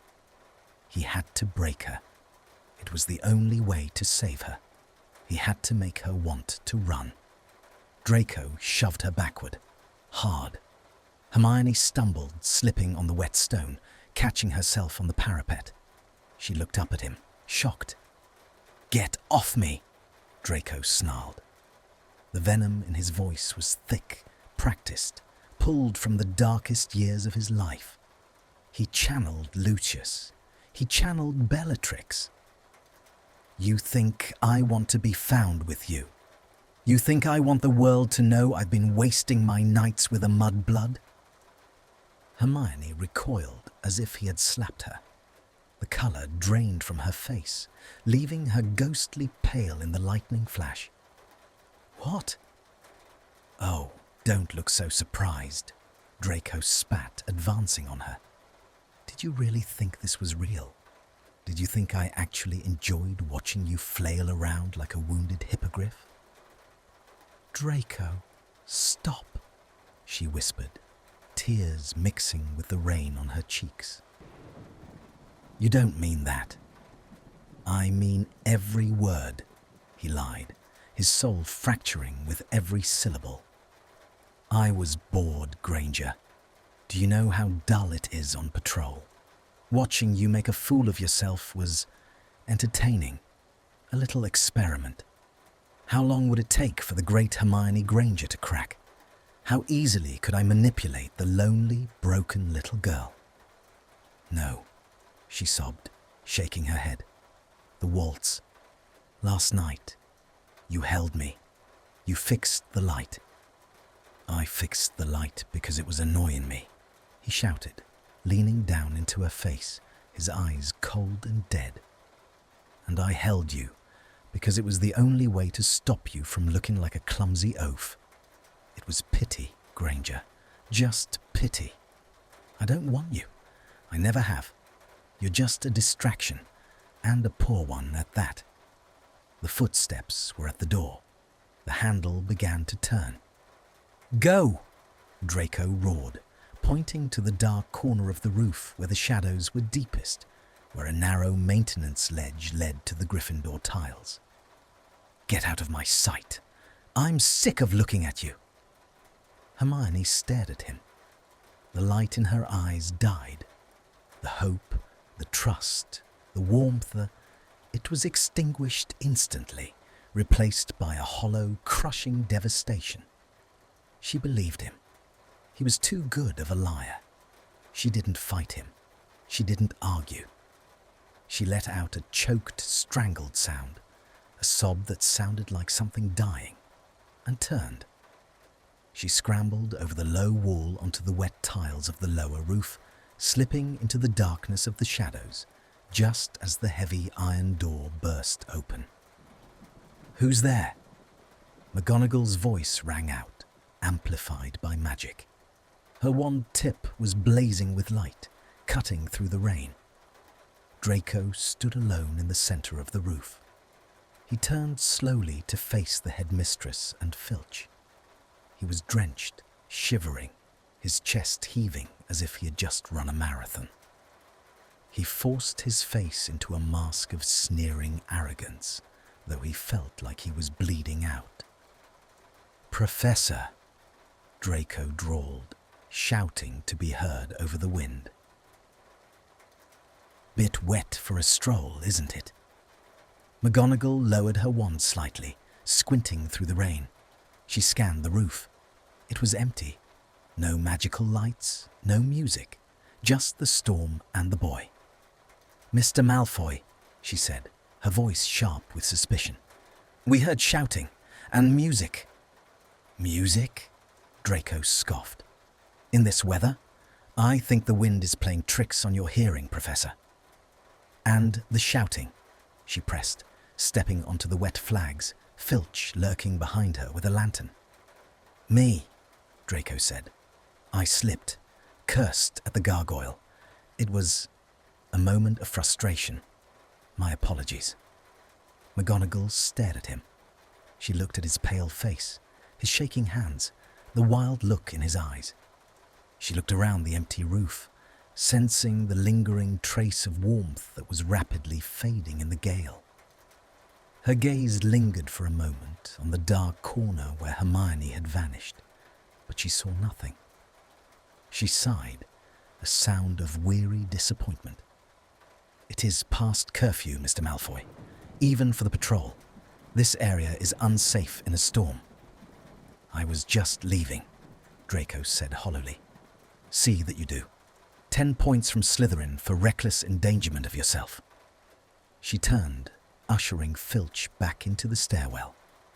"Come along, Argus. It seems it was just the wind." The door closed. The lock clicked. Draco was alone. The adrenaline crashed out of his system, leaving him hollowed out. He fell to his knees on the wet stone. The rain hammered against his back, soaking him to the bone, but he couldn't feel the cold. He couldn't feel anything. He stared at the spot where she had stood. He replayed the look on her face, the betrayal, the shatter. He had saved her reputation. He had kept her secret, and he had destroyed the only good thing he had ever helped create. He bowed his head, his hands gripping his hair, and let out a scream that was swallowed instantly by the thunder. There was no music left on the roof, only the sound of the storm and the silence of a heart finally fully breaking. The silence that followed the storm was not the peaceful quiet of a library, nor the expectant hush of a theatre before the curtain rises. It was a dead thing. It was the silence of a grave, heavy and suffocating, filling the corridors of Hogwarts like a thick grey fog that dampened every footstep and swallowed every laugh. For 7 days, the castle had been stripped of its colour. Draco Malfoy moved through the week like a sleepwalker. He attended classes. He sat in the Great Hall. He completed his patrols. To the outside observer, he was the same as he had been for months. Cold, distant, a statue of marble and regret. But inside, he was being eaten alive. He had done the right thing. He repeated this mantra to himself every morning as he tied his tie in the mirror, staring at the dark circles under his eyes that no amount of cooling charms could erase. I saved her. He had played the villain, a role he was born for, to ensure the heroine remained spotless. It was a tactical victory. It was a strategic sacrifice. It felt like dying. He sat at the Slytherin table for dinner on Friday evening. The great hall was boisterous, filled with the smell of roast beef and pumpkin juice, the ceiling reflecting a clear, starry night that felt mockingly bright. Draco wasn't eating. He was watching the Gryffindor table. Hermione was there. She was sitting between Potter and Weasley, just as she should be. She was wearing her uniform, her tie knotted with military precision, her prefect badge gleaming on her chest. Her hair was pulled back into a severe, tight bun, not a single curl allowed to escape. She looked perfect. She looked composed. She looked like the Hermione Granger the world wanted her to be, and it made Draco want to scream. He watched her smile at something Weasley said. It was a polite, tight curving of the lips that didn't reach her eyes. Her eyes were dead. They were flat, brown discs, devoid of the gold flecks he had seen when she spun in the amber light. She was cutting her potatoes into exact, identical cubes, her movements mechanical.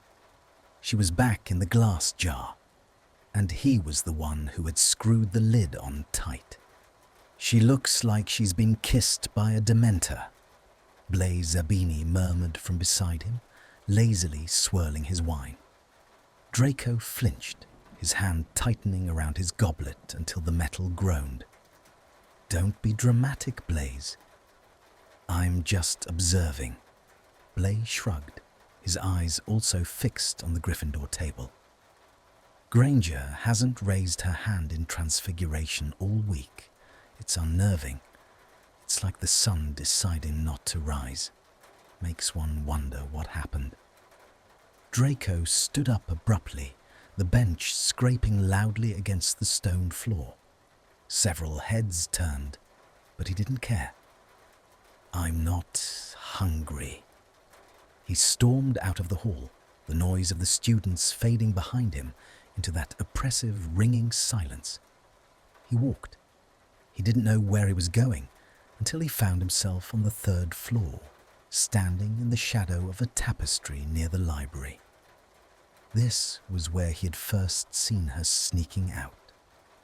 He leaned his head back against the stone wall and closed his eyes. He missed the noise. He missed the chaotic, messy, irritating music. He missed the smell of ozone and jasmine.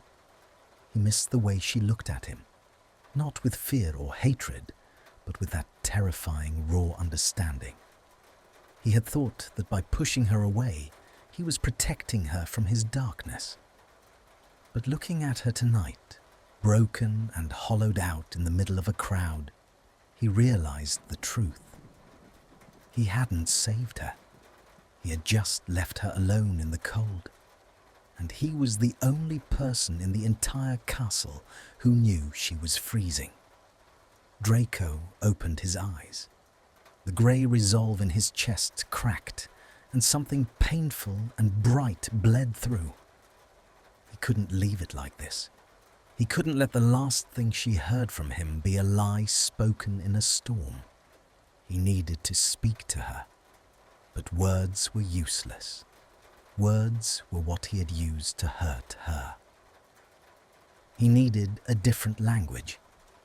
He reached into his pocket and pulled out a scrap of parchment, a piece of his potions essay he had crumpled up earlier in frustration. He smoothed it out against the stone wall. He pulled out his wand. He didn't cast a verbal spell. He simply thought of the sound. He closed his eyes and summoned the memory of the West Tower. Not the storm, but the night of the snow. The cello, the warmth, the feeling of her hand in his. He tapped the parchment. It didn't glow, but it shivered. With shaking fingers, Draco began to fold the paper. He wasn't great at transfiguration of this sort. It was finicky, delicate work, but his hands moved with a desperate precision. A fold here, a crease there. He channeled every ounce of his regret into the paper.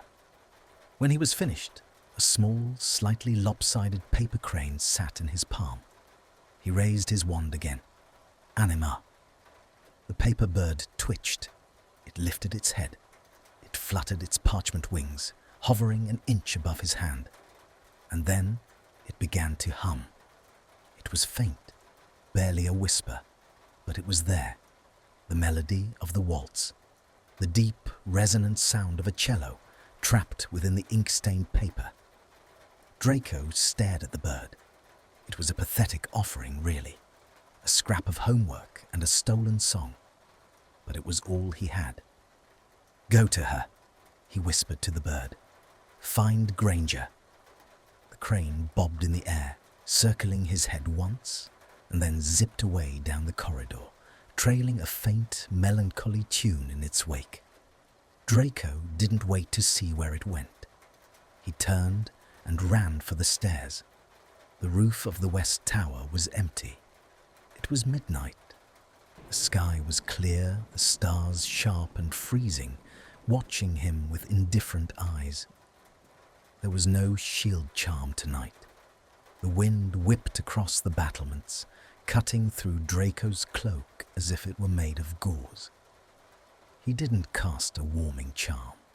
He deserved the cold. He stood by the gargoyle, shivering, his hands clenched in his pockets. He had been waiting for 20 minutes. She wasn't coming. The thought settled in his stomach like lead. Of course she wasn't coming. He had called her a distraction. He had called her a mudblood. No, he hadn't used the word, but he had implied it. He had used the blood prejudice he had spent all year trying to unlearn as a weapon to flay her open. Why would she answer a paper bird sent by a monster? He looked at the iron door. It remained stubbornly shut. He should go. He should accept his sentence. He had sentenced himself to a life of silence, and this was just the execution.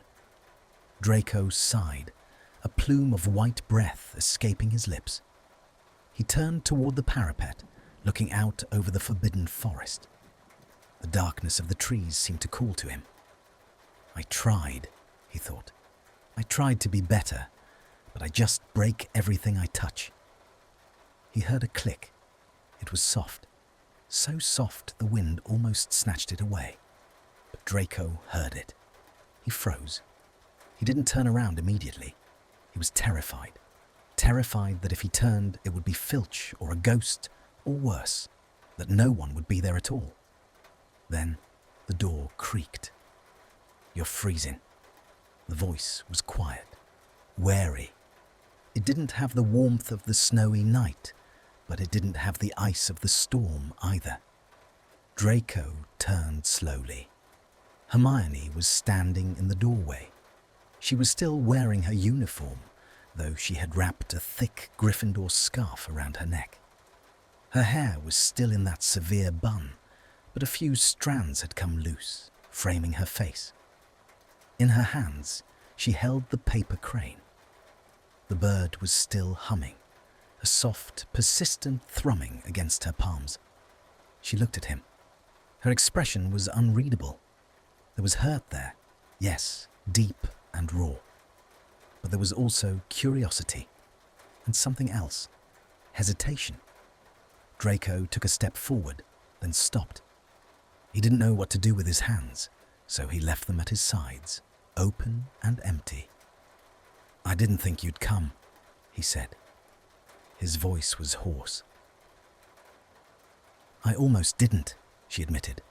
She looked down at the bird in her hands. It's a sophisticated charm, auditory memory retention. It's NEWT level. I'm good at charms, Draco said weakly. I know. She looked up. Why did you send it? Draco swallowed. The wind bit at his ears. He needed to say it. He needed to strip away the armor. Because the Great Hall was quiet, he said. And because you looked like you were drowning. Hermione's eyes widened slightly. She took a step onto the roof, letting the door close behind her. You said I was a distraction. You said it was a game. I lied, Draco said instantly. The words rushed out of him, desperate and fast. I lied, Hermione. I heard McGonagall on the stairs. I knew if she found us, if she found you with me, they would take your badge. They would drag your name through the mud. I couldn't let that happen. Hermione stopped. She stared at him, processing the information. The cruelty of that night, recontextualized. You did it to protect me. I did it to save you, he corrected. He looked away, shame burning his cheeks. But I realized tonight, I didn't save you. I just put the armor back on you, and I hate that armor. He looked back at her. I hate the silence, Granger. I hate it more than anything. I hate the way you look when you're trying to be perfect. I hate that I made you stop dancing. Hermione stood still. The wind whipped her scarf around her face. She looked down at the paper bird again. She crushed it slightly in her hand, silencing the music. You hurt me, she whispered. You used the one thing I was afraid of. You made me feel foolish for trusting you. I know, Draco said. He dropped to his knees. It wasn't a melodramatic gesture. His legs just felt too heavy to hold him. He knelt on the cold stone, bowing his head. I know. And I don't expect you to forgive me. I needed you to know that it wasn't real. The hate wasn't real. The boredom wasn't real. He looked up at her from the ground. The waltz, he said softly. That was real. The peace. That was real. It was the only real thing I've felt in years. Hermione watched him. She saw the boy who had been raised to be a prince, kneeling in the snow, begging not for forgiveness, but for truth.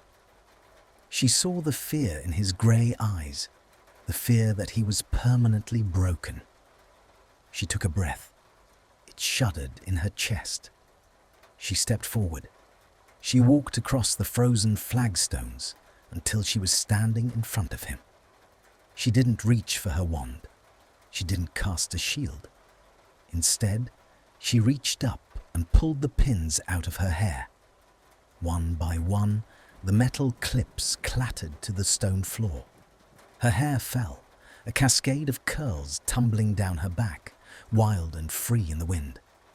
She shook her head, letting the mass of it settle. Draco watched, mesmerized. It was a declaration. The perfect head girl was gone. The dancer was back. "Stand up, Malfoy," she said. Draco stood, slowly, warily. He was taller than her, but in this moment, she felt like the giant. "I don't need you to save me," she said fiercely, stepping into his space. "I saved the world, remember? I can handle a detention. I can handle a scandal." She poked him hard in the chest with her finger. "But I can't handle the silence either." She looked at his hands, his empty, trembling hands. "You owe me a dance," she said. "A proper one.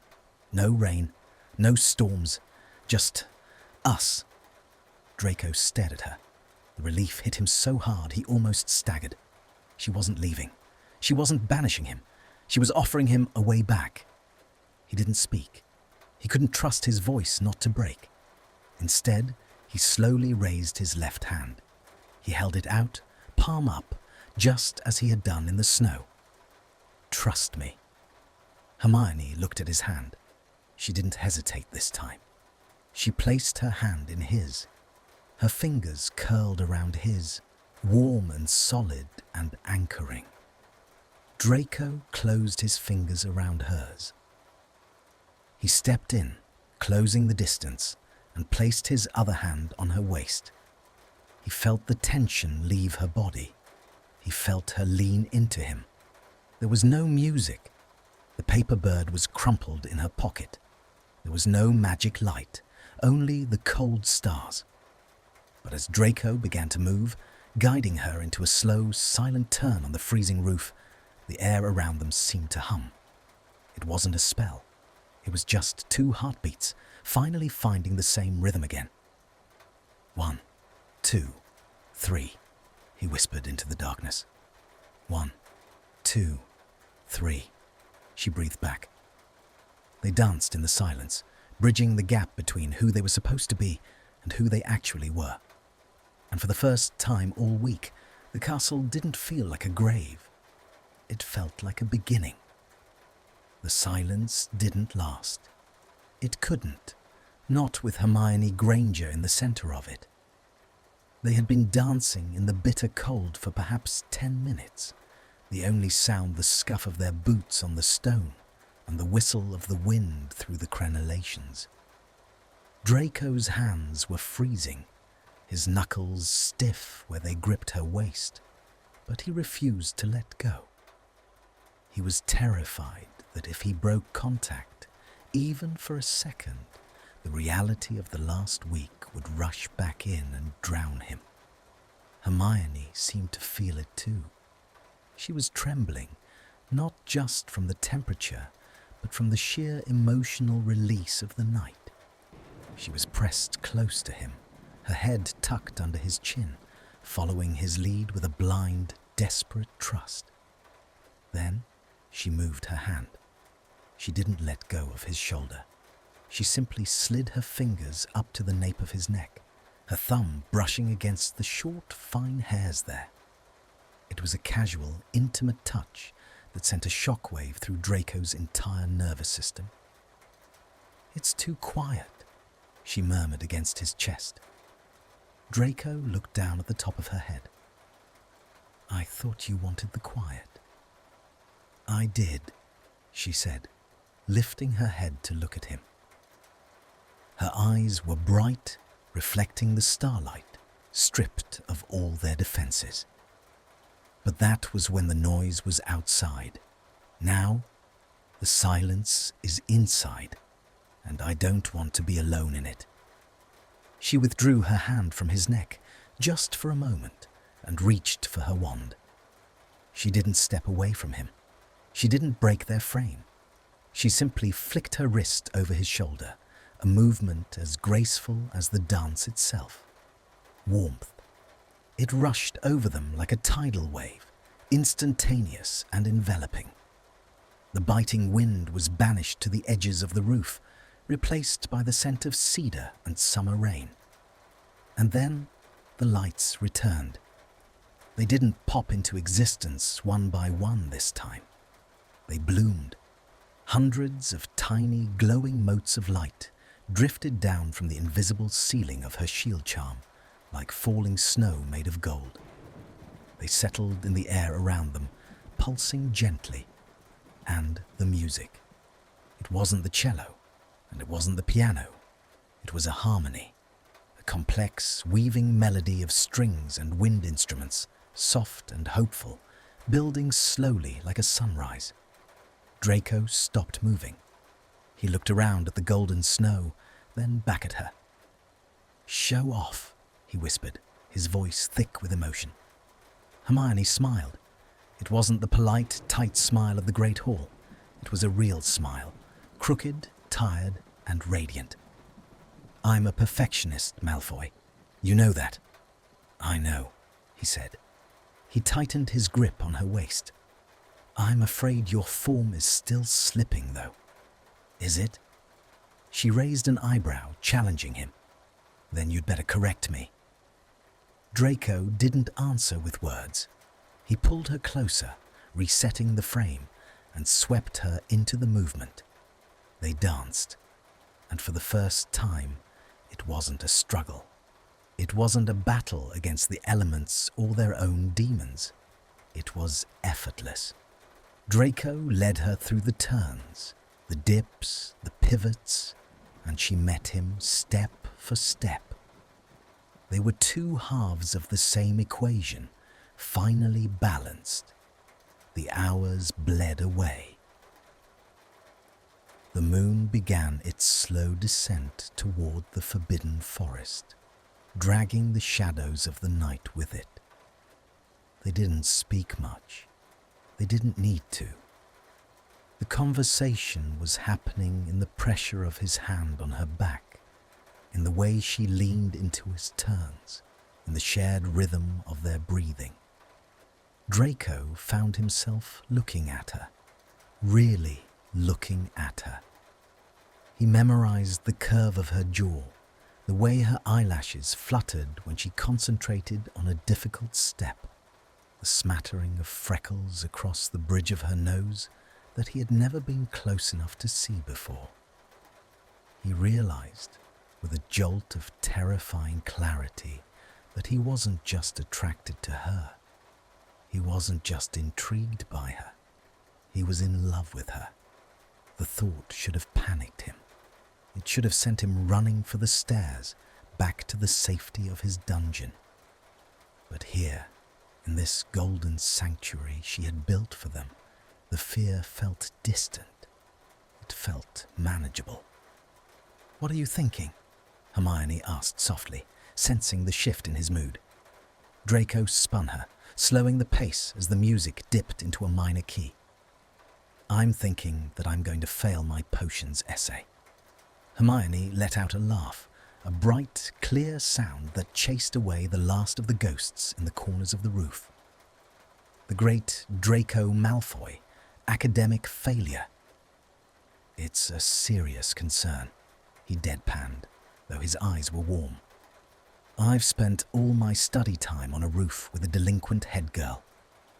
"Delinquent?" She scoffed, stepping closer as the dance slowed to a sway. "I'll have you know I have a perfect disciplinary record." "Except for the trespassing," Draco pointed out. "And the unauthorized magic." and the consorting with the enemy. Hermione stopped. They were standing in the center of the roof, the golden lights drifting lazily around them. She looked up at him, her expression turning serious. "Is that what I am?" she asked quietly. "The enemy?" Draco looked at her. He thought about the mark on his arm, covered by layers of fabric and magic. He thought about the years of insults, the war, the blood on the floor of his drawing room. Then he looked at her hand, resting comfortably on his chest, right over his heart. Slowly, deliberately, Draco moved his hand from her waist to her face. He cupped her cheek, his thumb brushing against her skin. It was warm, so incredibly warm. "No," he whispered. "You're the only thing that makes sense." Hermione's breath hitched. She leaned into his touch, her eyes fluttering shut. Draco lowered his head.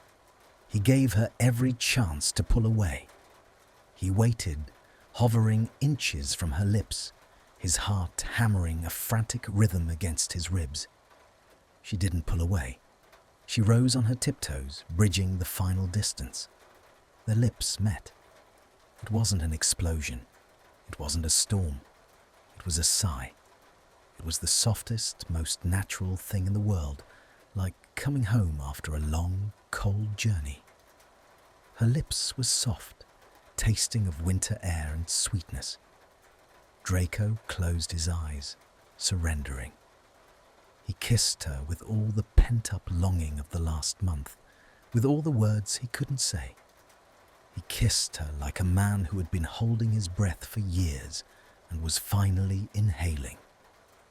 Hermione's hands tangled in his hair, pulling him closer, anchoring him to her. The magic around them reacted to the surge of emotion, the golden lights flaring into a brilliant, blinding white before settling into a deep, steady rose gold. When they finally broke apart, they were both breathless. They rested their foreheads against each other, eyes closed, existing in the small, safe space they had created. "Draco," she breathed, her voice shaking slightly. "I'm here," he murmured. "I'm not going anywhere." "Promise?" He opened his eyes. He looked at her, at the vulnerability etched into her features. "I promise." They stayed like that for a long time, swaying gently to the fading music, wrapped in each other's arms. Slowly, the world began to intrude. The sky to the east, over the black lake, began to lighten. The deep, bruised purple of the night gave way to a bruised grey, then a soft, bleeding pink. The stars began to wink out, one by one, retreating before the coming sun. The golden lights of Hermione's spell began to fade, their job done. The warmth lingered, but the visual magic dissipated, leaving them standing in the dawn. Hermione turned in his arms, looking out at the horizon. "It's morning." "It is," Draco agreed, looking at the way the sunrise painted the side of her face in hues of apricot and gold. She looked beautiful, not perfect. Her hair was a mess, her uniform was rumpled, her eyes were tired, but beautiful. "The castle will wake up soon," she said, a hint of anxiety returning to her voice. "The patrols change at 6. Draco checked his watch. 5:45. He looked at the silver band on his arm, the disciplined patrol badge. It felt heavy. It felt like a lie. He reached over with his right hand and unclasped it. Hermione watched him, confused. "What are you doing?" Draco held the silver badge in his hand. He looked at it for a moment, the symbol of his penance, his probation, his leash. "I'm off duty," he said simply. He shoved the badge deep into his pocket, out of sight. He turned to Hermione. "And as for the noise complaints..." He looked around the roof. It was silent now. The music had stopped, but it wasn't the dead silence of before. It was a peaceful silence, a shared secret.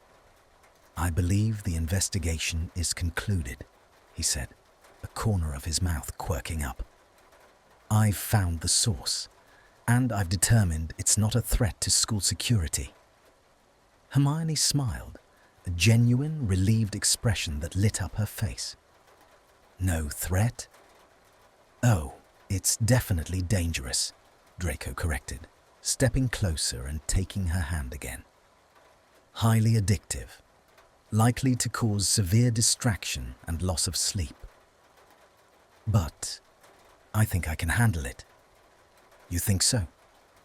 "I'm a Malfoy," he drawled, squeezing her hand. "We're known for our resilience." The sun crested the mountains, sending a blinding ray of light across the lake, hitting the west tower.